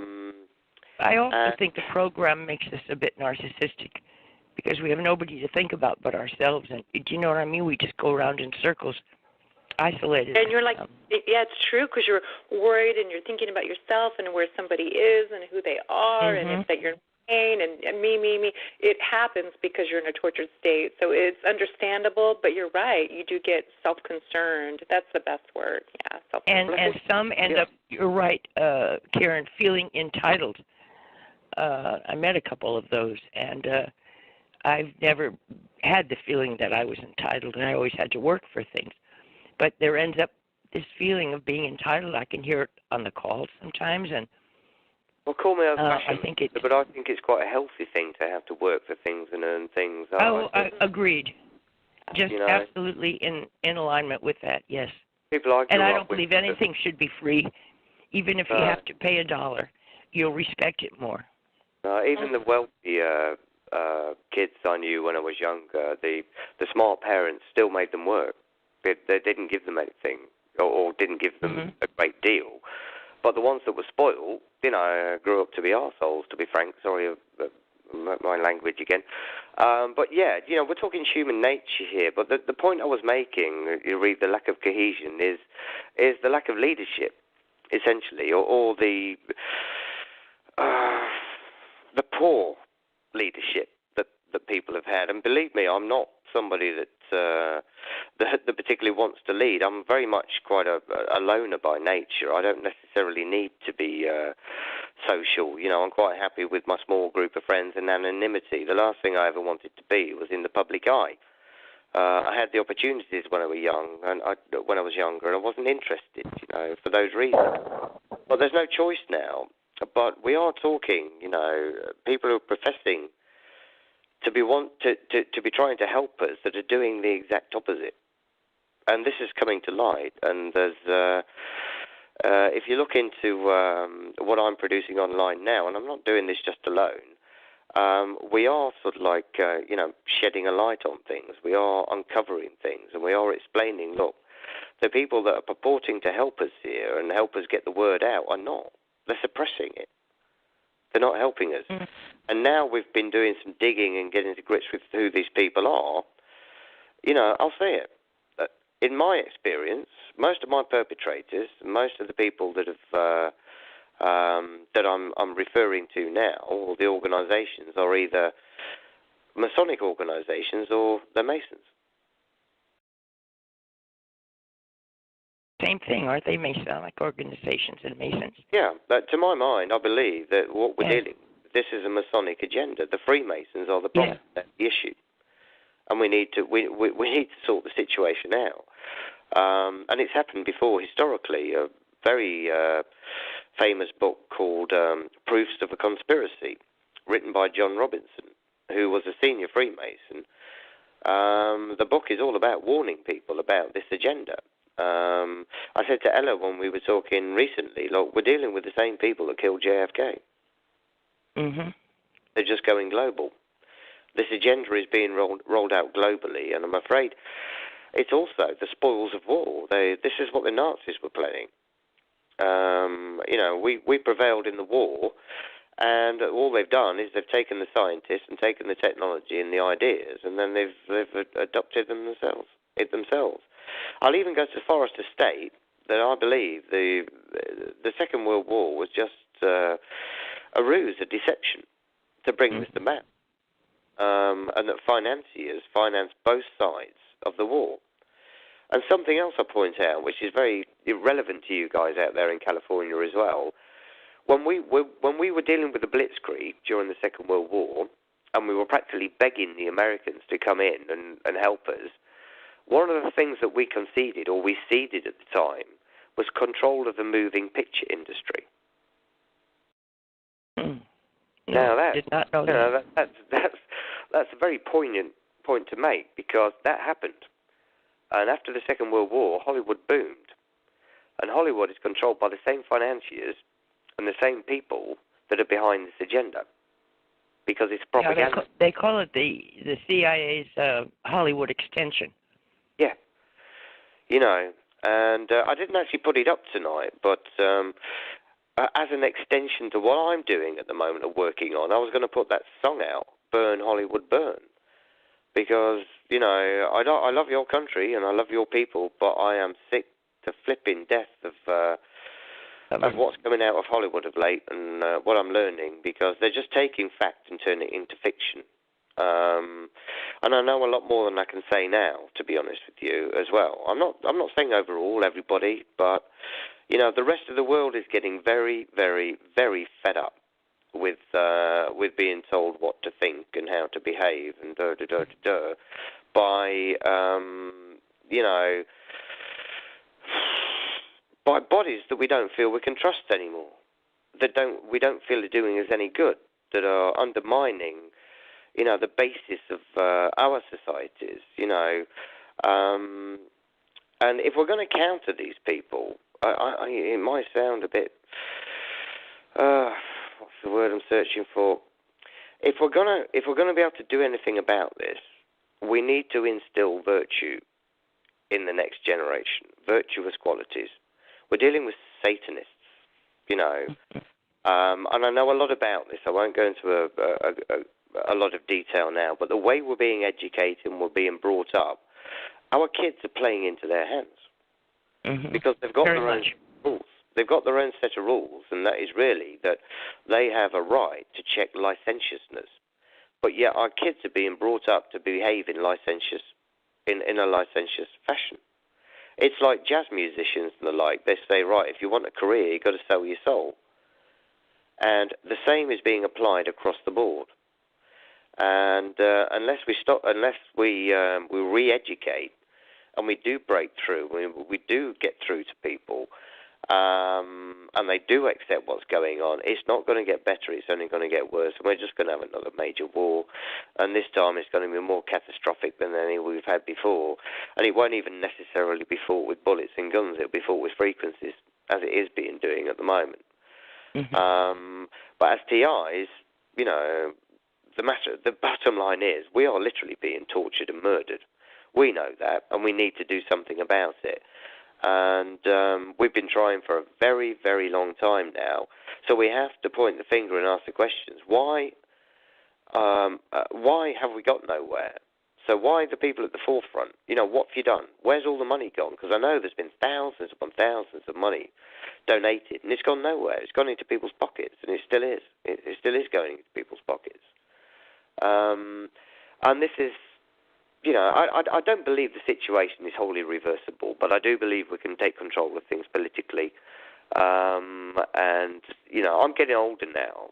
I am. But I've got a daughter, and I've got friends with children.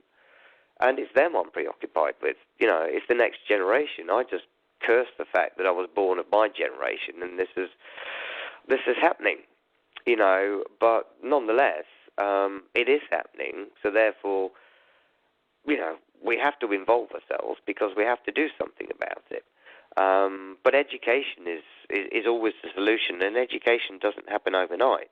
So to actually really, really start to make a difference, we have to break the media. We have to take control of the media, even if it's the alternative media. And at the moment, with what we're uncovering, it's exactly the same as the mainstream, but it's organized in a different way.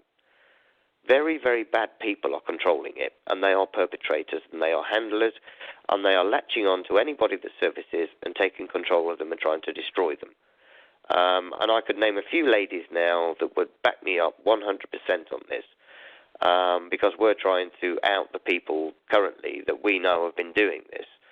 And if we can achieve that, and we can get the truth out, we can get the word out. As I've said before, they underestimate human beings. We can do something about this if people accept it.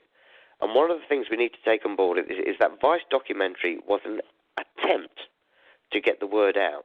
Can I just emphasize this point, Melinda, as well, because this is important, because this is why I'm talking to you now, because I appeared in that documentary. When I explained earlier that I got this phone call about the release of the documentary, and it was over an hour they were on the phone. They said, Kieron, you're going to like this. You know, it's in your favor. We believe you. We want to do something about this as well because we care. We've done everything we can to side with you guys.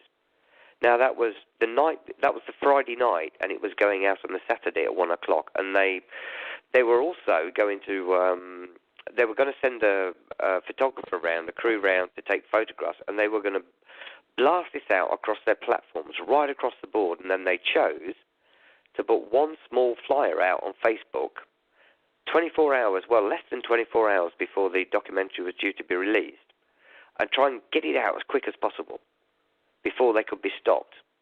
And it was stopped literally overnight.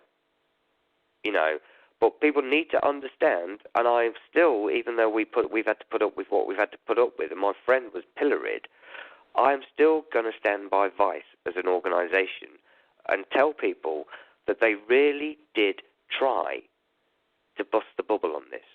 They really did try to get the word out, and they were stopped. And that is a matter of fact. And I pray and I hope that when the climate changes, with all the information they got, them and other companies will wade in, because they know it's in their interest too. I'll tell you this, Melinda, when Well, they'd interviewed me twice, Vice, and they came around many times over an 8-month period. And in the first 2 interviews, there were young people. Yeah, they actually said to me, I said, look, people have asked me what the crew are like. And they said, what did you say? I said, like the Scooby-Doo kids. And they didn't like that very much. They thought it was, whatever. But after they'd been a couple of times, they turned up and they said, look, Kieron, the cameras are off, the microphones are off. Can we ask you a question? I said, fire away. Do you think we'll get targeted for making this documentary? I said, do you think you're being targeted? And the director said to me, let's just say there are a lot of really bad shits happening in my life. And I said, we told you, both of us told you that this is real and that it's very, very dangerous. And I fear for those people's safety still. Like anybody that gets directly involved with me and like anybody that's encountering this information, it's dangerous. Even I've had a guy come around here a couple of times. He used to work for MI5. It was military intelligence over here.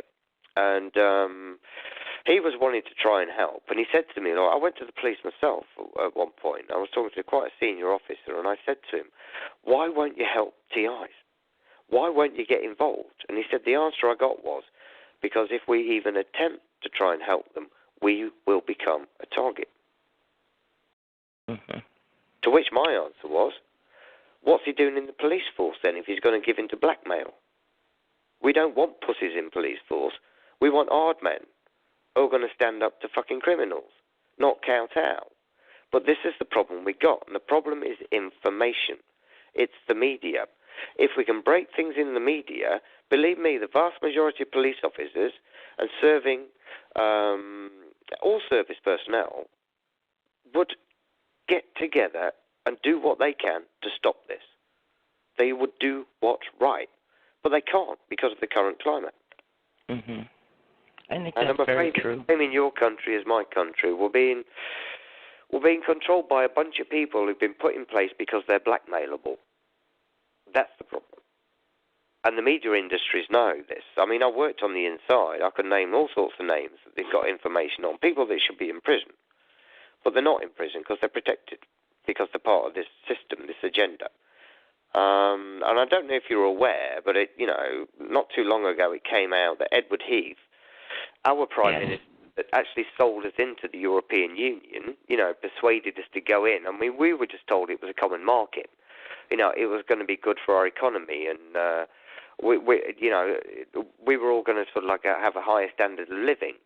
But it now turns out that he was not only a paedophile, he was a child murderer. But yet he was our Prime Minister. And this wasn't that long ago. And we happen to know that our political system is still riddled with like-minded people, similar people. One or two of which I've outed myself. But yeah, I'm holding my hands up now, and I will state that I can get away with a lot more than most people can because of who I am, but not only that, because of the court cases I've won. It hasn't actually helped me in life. It's just protected me. It's just the state have laid off. They stopped trying to lock me up. They stopped trying to drug me. They leave me alone because every time they put me in a formal situation, I win through. But we need more voices. We need people all together, and we need to confront them in unison. But I just totally agree with you with regards to a TI situation. We're in isolation. We're human beings. We're like animals in traps. I mean, what are we going to do? I mean, it's enough trying to survive in life, but that's why it's so important that those trying to get the message through can be trusted and are known, because the majority at the moment, believe me, are not trustworthy at all. They're self-interested, and they're behaving as though, they're behaving like people I used to know in the corporate sector, where it was dog eat dog. I mean, that was the game. It's accepted. But people's lives are on the line here. This isn't about cash. This is about life and death. I know. And those attitudes should not be prevailing. And currently, at the moment, I'm not alone in the fact I've had enough. I've had enough with regards to what's going on. And either we get somewhere before long, or we've got to get radical. We've got to do something. We've got to hit back. We've got to kick back in some way, shape, or form. But the main thing is, and the focus is the concentration should be on the media, not the mainstream. Forget it. Forget your ABC News. I know your president's been at war with them before he got elected, and rightly bloody so. But it's the alternative media. I mean, for instance, I was an Alex Jones fan. He's a bit difficult for Brits to take because he's so overboard. But currently, there's so much information coming back and people saying, look, he's done nothing about the TI issue. He knows all about it. So why isn't it coming out? Why isn't he putting the word out? If he's so anti-establishment, but he's not. Why? Why aren't others? Because they're not allowed to exist if they do. Because it's a system of blackmail and coercion. Yeah, so well, that's the problem in our mainstream media, too. I mean, like Geraldo Rivera would do great investigative exposés on things. And then he all of a sudden just didn't do those things anymore, and his stuff was really quite good when he was younger. And I think he's been warned. Of course. And this is the kind of story that he would have loved, 20 years ago. But now it could cost him his job, maybe his life. Yeah, well, that's the reality. Do you know of Jill Dando? You sound like you're pretty educated on things. Do you know who Jill Dando is? No, I don't. Or was? Well, she used to be a BBC presenter, and she presented a show called Crime Watch, in which they highlighted crimes and they put the word out, to the public. And they used to solve a lot of crimes, catch a lot of really bad people this way. But she was murdered in cold blood, shot in the head outside a home. But the word is that she was going to blow the whistle on the inside. And this was an established... We have one like that. Her name is Cheryl Atkinson, and she was CBS very prime journalist, and she was let go because she was going to expose something. And, of course, what they did is ruin her career. Yeah. She wrote a book called Smear. And it was a bestseller because people were really curious about her. Now she has an online program, and I get announcements once a week. And she does expose some pretty good things. Ella, I think, has tried to get a hold of her. I've written her, but there's been no response. But they're few and far between. But she's very good, and people do listen to her. Yeah, I was talking to Ella the other day, and explained that, in America, there's been quite a lot of high-profile cases where American footballers have gone on a drug-fueled murderous rampage. Now, at least a percentage of those, probably the majority, have been TIs because they've got contracts with millions of dollars. And if they decide they don't want that player anymore and they want to get out of that contract, they target them. Mm-hmm. They mind control them. They're even fixing football matches with technology. They're all augmented. They're fixing all sports. Everything in the world is rigged. Everything. Everything Boxing, is rigged. Everything. Yeah, and it's turned me off. I mean, I was a footballer, it was my life. But my friends, my best friend these days is Italian. He's football mad as well. But this year, for the first year, I've hardly watched a game. And it's because he was with me at the time. I watched a game, and I knew it was fixed. And I got him to watch it with me. It was an Italian game as well. And he said, I agree. I think this is as well, watching it. And I explained because I'd never been a betting man, but being a TI, I was just sat on my own, isolated at home. I thought, well, I know football, I'll have a bet. And I was doing very well. But I stood to win a fortune this night, and I thought the odds were a bit good. And it was a late night match, and I thought, yeah, it's a prime one for fixing. And we watched it, and it was obviously bloody fixed. And it just switched me off, completely switched me off, like it has done so much else in life, Melinda. It's just... I said it to my doctor when he signed me off work again, because he's a good man, my doctor. To be honest with you, we had some very candid conversations, and I said to him, I said, look, my experience of life is that everything, absolutely everything, is rigged. So it's a waste of time unless you're willing to toe the line or pursue a profession like yours, which is, you get your education, you get your qualification, then you got a job, and it's in a specific field. If you want to be, as I am, which is a creative person, an entrepreneur, you've got to sell out at some point, otherwise you're going to get taken out and robbed. Mm-hmm. That's the world. And your country, as well as my country, is a Masonic-run country, and I'm not going to back off from that. The Freemasons are responsible for what we're dealing with. They're the problem. They're the issue. But that's my opinion. But it's shared by a great many. No, I think you're right. I think it's in the books that have come out. Pike. I mean, why do we Pike. need? Yeah, Albert Pike. Why do we need secret societies?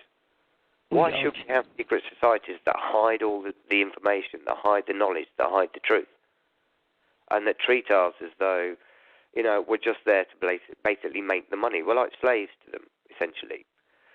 And I grew up in quite an affluent area, and a lot of people were privileged, but I was talented, so I never really paid much attention to it because I was very good at sport, and I was my own man, and I did my own thing, and I didn't care for institutions and the like. I knew I was never going to be suitable to those, but I understood why other people might be, because it offers some security in life, some platform.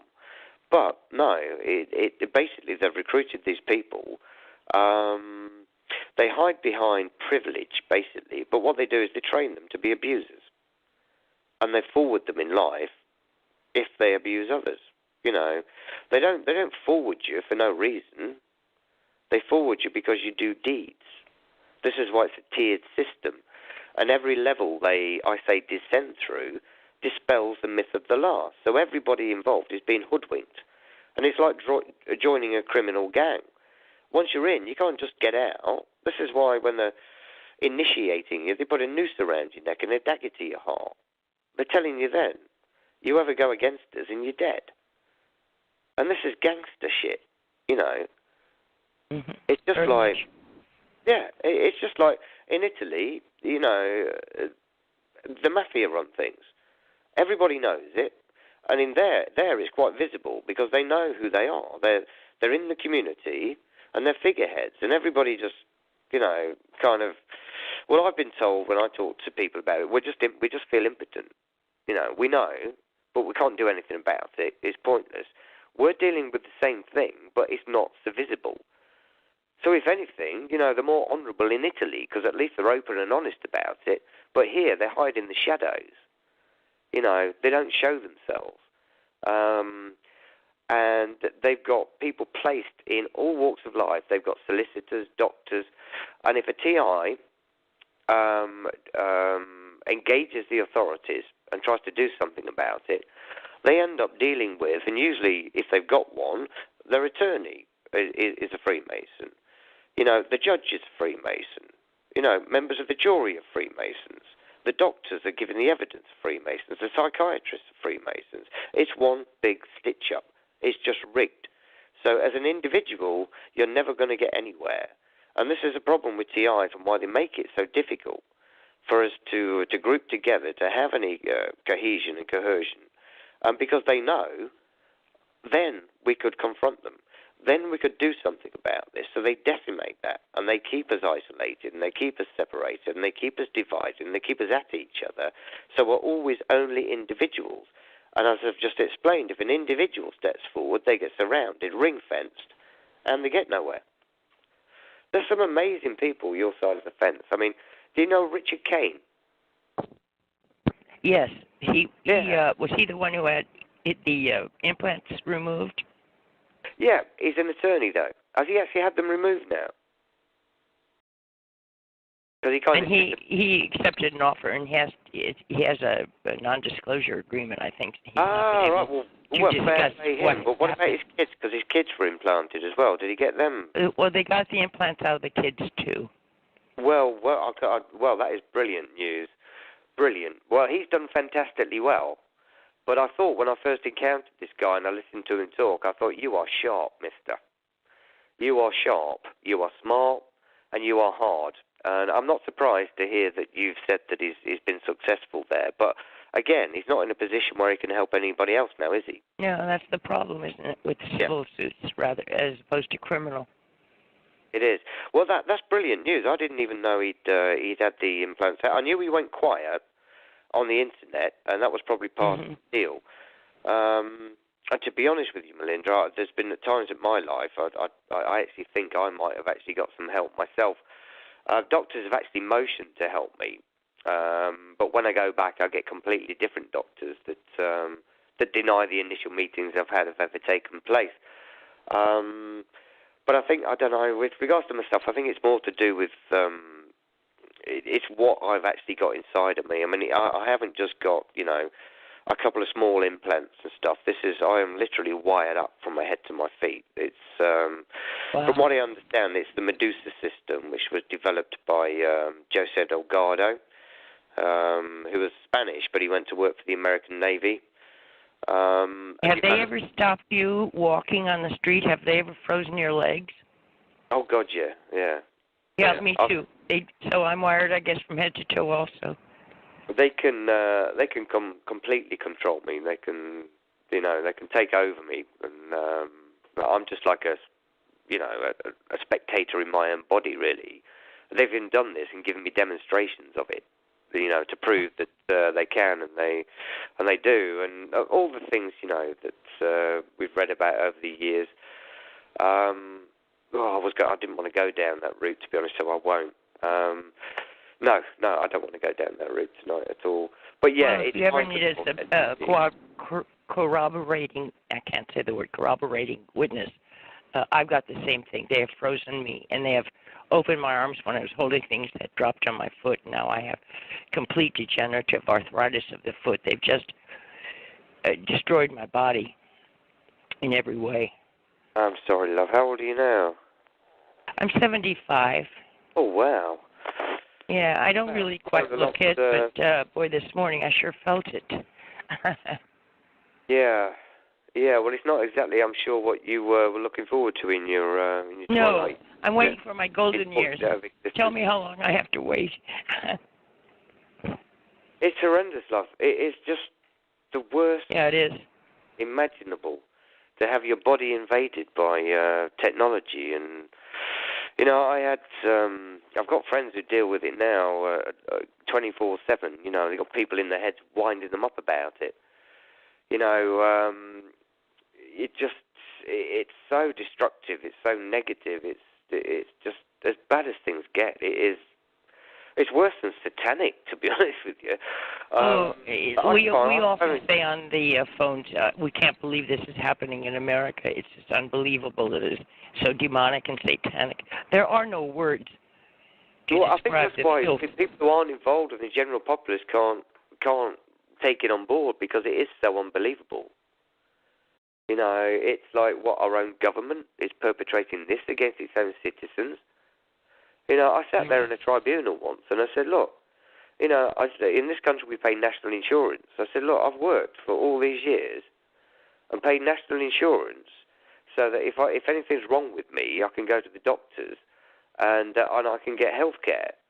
But yet I find out that I've paid all that money and worked all those years to find out that the healthcare system is responsible for not only implanting me with all this technology, for covering it up as well and lying about it. You know, it doesn't get any worse. The word I'm using these days to describe what we're dealing with is a kakistocracy. And if you don't know what that is, it's the worst possible form of governance. Well, I can't imagine it could be any worse. Technocracy, oligarchy, police state. Yeah, well, I'm all for sort of like, you know, I'm all for a revolution, but you know, they've got all the bloody the weapons and the technology, but I do believe it can happen. And if it's going to happen, it's going to happen inside our institutions, because one of the most, one of the most enlightening, I've had several of them. The meetings I've had with police have been, I wished I'd recorded them, I tell you, because, you know, I go in and I really sort of like, you know, I don't lead with my chin. I take my time and I get them to engage me before I do. But when I open up and I start giving them evidence, they can't believe it themselves. You know, they are gobsmacked. And when I start explaining to them that you're more at risk than being implanted than anybody else, they really do start to get up in arms, because they're not stupid. A lot of them know an amount about it. And even the handsets they carry, in this country, they're run on something called the Tetra system. Tetra is putting more microwaves in their body. Yeah, it's so many of them are getting cancer, particularly brain tumors. Oh, it's so sad. They don't give a damn about anyone, whether you're a police officer, whether you're a soldier, whether you're a nurse, a doctor. And the sooner people wake up to this, the better. You know, and I think it's straightforward. We just need to get together and confront Freemasonry. It's evil. It's satanic. And it's the slavers. They call us the profane, which is the non-believers. And they mean the non-believers in Satan. So, and quite a few people now, particularly one or two girls that we've interviewed recently, and they've examined their lives, and what's come out is quite a few of them have actually turned around and said, crumbs, my father declined joining the Freemasons. And we're like, that keeps coming up. And then we're finding out that those fathers that declined joining the Freemasons, their children are the ones being targeted. Well, I heard my father was a Freemason, but I think that was in San Francisco. Doesn't make you immune. My family are quite clearly Masonic. I mean, my grandfather was a regimental sergeant major, and you don't get that rank in the British Army unless you're a Freemason. It's quite obvious to me now that they were. But also, a lot of people that join the Masons, you have to give something to join. And I've read testimonies of some American whistleblowers on this front that have made 33rd degree and whatever. They've just been shocked and horrified as to what they'd had to give. But people who don't have a lot often have to give a relative. Mm-hmm. And those relatives are, you know, they go through the standard MK Ultra, I call it standard like it's run-of-the-mill now, trauma-based mind control. So they can be controlled and utilized throughout their lives like a commodity. And that's what they're all about. Unless, you know, in Hollywood, a lot of it is your firstborn son. And if you go back over the deaths of the firstborn sons with movie stars and producers and directors, it's quite a huge number. It rings true, does it? Yes. Yeah. Yes. In fact, I've known some. Well, I believe you. I believe you on that front as well, because the patterns are there, and they, you know, you've just got to go back and examine things over a period of time, and it's just very evident, really, isn't it? But these practices have to stop. You know, no child, you know, is capable of making decisions for themselves till, well, you know, really, I believe at least 18. But yet these decisions are being made before they know anything of the world. Their lives are being taken over. It's called slavery, Melinda.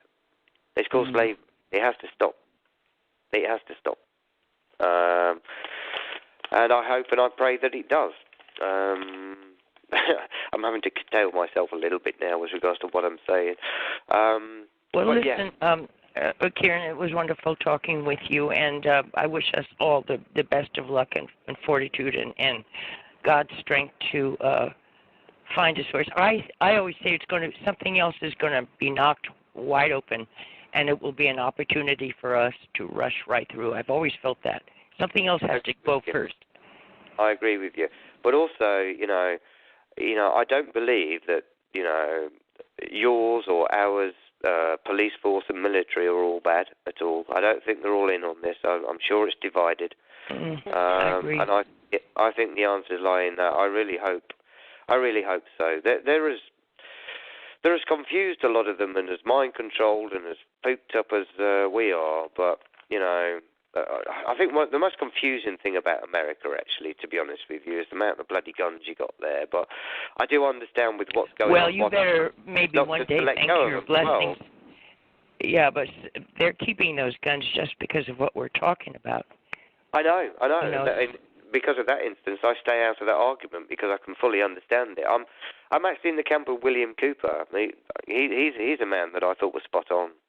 He was wonderful, yeah. Yeah. Yeah, and what David Icke, what do you think of David Icke? Ooh. Mixed bag, really. And in all honesty, I haven't paid that much attention to him. I tend to steer clear of most things that aren't sort of like, you know, straightforward. You know, to my mind, the way I put it is that I want to focus on the practical side of things, on the legal aspect of matters and the political aspect of matters. You know, I'm not dismissive, ultimately, given all I've been exposed to, that there is some sort of like non-human element to this, ultimately. But if it's anything, I believe it's Nephilim. As that, I've got that information from military people, not the likes of David Icke. I don't believe it's all nonsense. I do believe there's some truth in it, but this is how the media works. It's how it covers things up. It's how disinformation operates, and we need the TI. Well, he also went off on Heath like you did, and has been mentioning the pedophiles and how they rule the world. And oh heck yeah, no, I'm not totally dismissive of a lot of what he says. It's the reptilian stuff and whatnot. I just don't want to go there, Melinda, to be honest with you, because the problem I've had in this country, and I know it's the same in yours, because the people here are involved with people in America, is when I got involved with them, I said, look, the TI issue is to be separated from everything else. This is torture and murder, and we can prove it. Yet you're putting it out, hand in hand with sort of like, all sorts of different theories. There's nothing theoretical about this. We're being microwaved, we're being implanted, and we're being killed. So I don't even think it should be mentioned in the same breath as this stuff. But they do it on purpose, because whilst there's a lot of truth in there, the mere fact that truth is being put out with a lot of stuff which can't be even substantiated is just immediately written off in most regular people's minds as conspiracy. And if it's conspiracy, it's not proven. I'm going to let you go, but I think the 5G is going to be, hopefully people will wake up to that. And also Barry Trower. Do you know Barry Trower? You must have heard. I do know Barry personally. Yeah, but... and he's really done some wonderful work in that area about how we've been destroyed by the air and the technology. Well, Barry's a wonderful man. I must stress that I'm not personally connected to him. I can't meet him because of who I am. But when I did speak to him, I said, look, Barry, I never thought as a younger man that I'd grow up to have a microwave weapons expert as a hero, because he is my hero. Mm-hmm. He's a wonderful man. And he's the sort of people that we need. Unfortunately, he's moved away from the TI issue by and large. He's really campaigning these days more about Wi-Fi in schools and the dangers to children. And rightly so, but I should imagine that he didn't have a lot of choice other than to move away from the TI issue, to be frank with you, because as I alluded to earlier, it's a military tactic. And he's ex-military, and he knows all about it. But he is a genuine philanthropic, and he's just one of the most wonderful human beings that's ever lived, as far as I'm concerned. And we all owe him a great deal.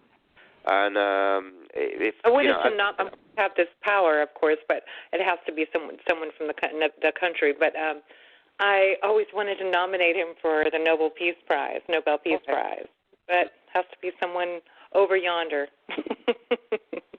Can't be us. No, he will be deserved of it, and I'm sure posthumously he'll something along those lines, and he deserves it because he's put his life at risk very much. In fact, the story behind Barry, the reason he decided to come out of retirement was he was asked to go and investigate a cot death. I believe it might have been 2. But when he went to investigate, he established that there were 2 frequencies crossing at the exact point this cot was.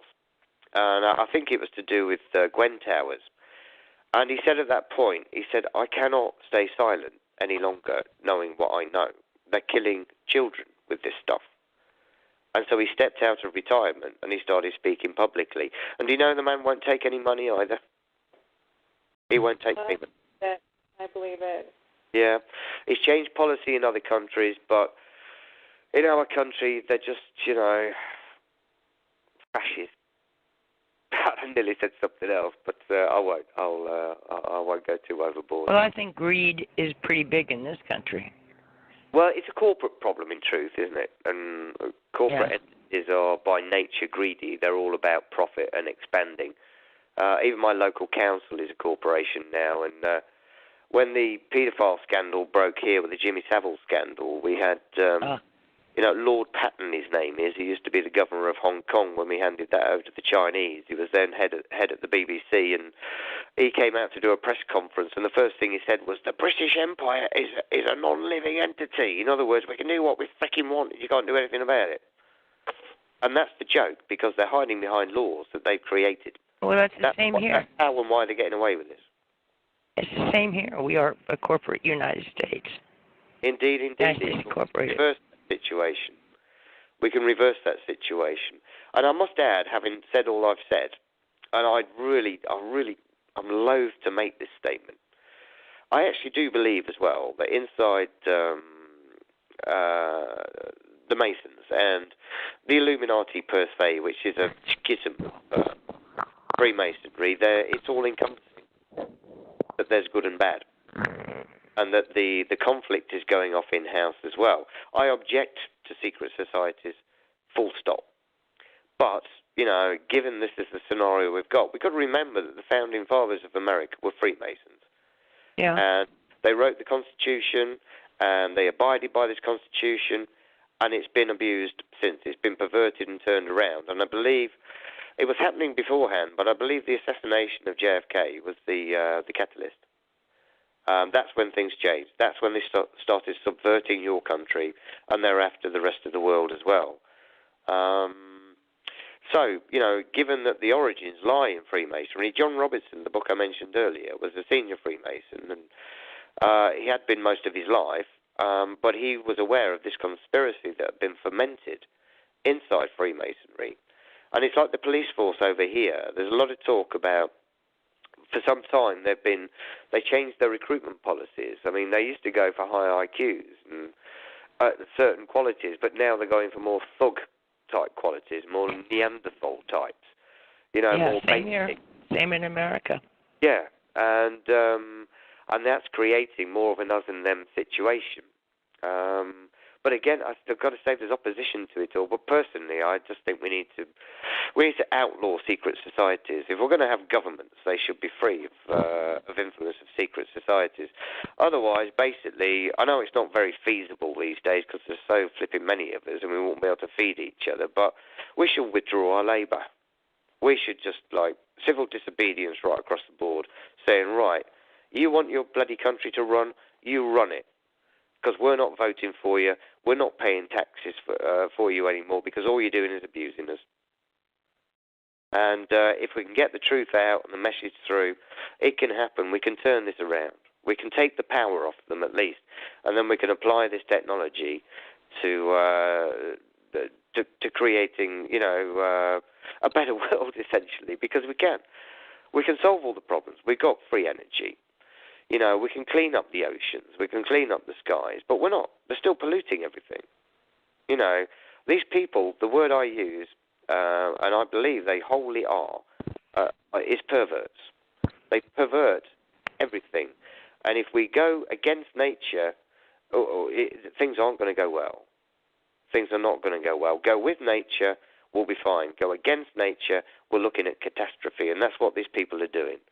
You can't mess with frequencies the way that they're doing. You can't mess with biology the way that they're doing and expect things to turn out well. But I don't think they care, because it's in all the Disney movies and the like. They're looking to create an underclass, that will forever be subservient, and that they will enhance themselves genetically, and they will be the elites for forever and a day.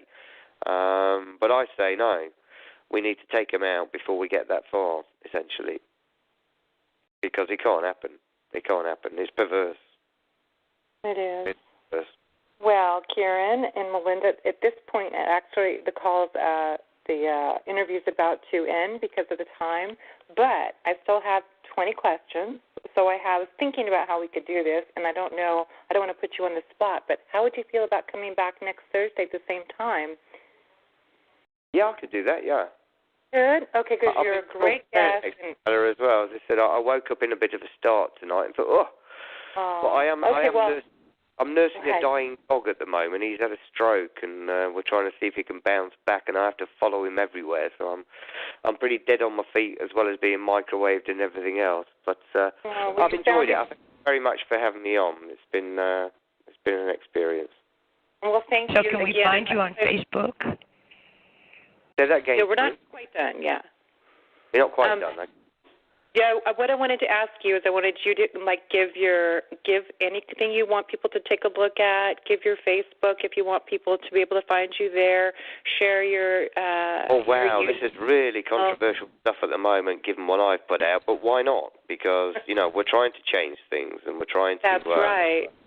So if you wanted to look at my blog, it's chroniclesofamindcontroltarget.com. Wonderful. And then you have your filming. Our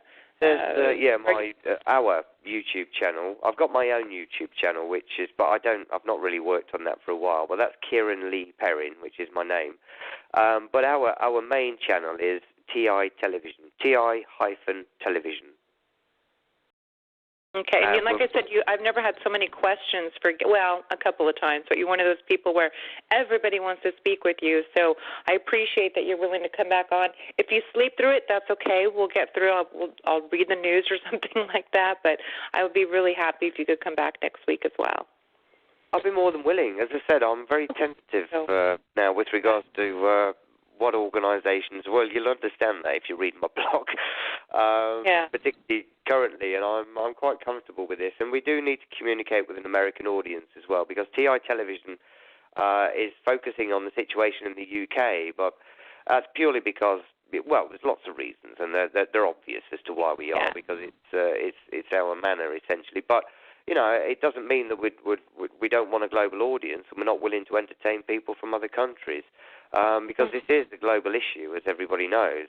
But here in the UK, we're trying to focus and do something about what's happening here, and not just myself. I'm not the only one that's had some major breakthroughs here and got the authorities off the backs, and they leave us alone. And in fact, more than that, I'll go as far to say is that. To a degree, they're on our side. Otherwise, we wouldn't still be operating. People do want change. They do want this stopped. I mean, for crying out loud, what parent wouldn't? Right. Yeah, you're right. Well, I don't know. I mean, as far as being a parent myself, the number one reason probably that I do what I do to the level that I do it. I just can't imagine kids being a part of this world or anything. You just brought up kids, so it's really important that we try and change what's going on and do the best that we can. So that's all we can do. But will you do me a favor, and for everyone else, will you spell your name so people can look? Sometimes I even misspelled your last name earlier, so I was hoping that you could spell it for everybody. My first name's Celtic and my last name's French, so people struggle. It's Kieron, Kieron,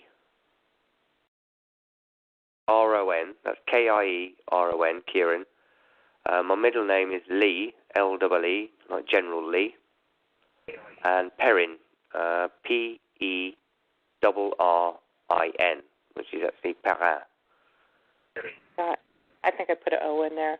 Well, again, thank you very much, and I look forward to seeing you next week. And if something comes up, I completely understand, because I know this is not the best time of the day for you. But if you can do it, I look forward to it, and then we'll be in touch maybe one time for that. Great. Thank you very much as well. Okay, thanks. And then everybody, if you guys want to go to another call, feel free. If you want to go to the Late Night Lounge, as we like to say, it is 125-472. Again, that's 125-472. And I hope you guys can check out the radio show tomorrow. We're going to be talking about the rainforest. It may not interest you, but if it does, you can go to Revolution Radio, which is freedomslips.com, and hit the little cassette player-looking type device and hit Studio A at 6 p.m. Eastern Standard, and you can hear this wonderful gentleman talk about the rainforest. And then if you guys want to hear, you know about the Ella Free channel, but if you guys want to hear some of the interviews I've given, there's still about 12 more that need to go up. I'm backed up, as you guys know. The technology aspect is hard, keeping up on top of the videos and everything. You can go to the whistleblowerheroes.org, www.whistleblowerheroes.org, if you want to hear some of these really wonderful people that I've had the opportunity to interview, and these are really good people, and I thought they're good people to be associated with. So you guys have a good evening, and thank you for coming, and I'll see you guys next week. Good night, everybody.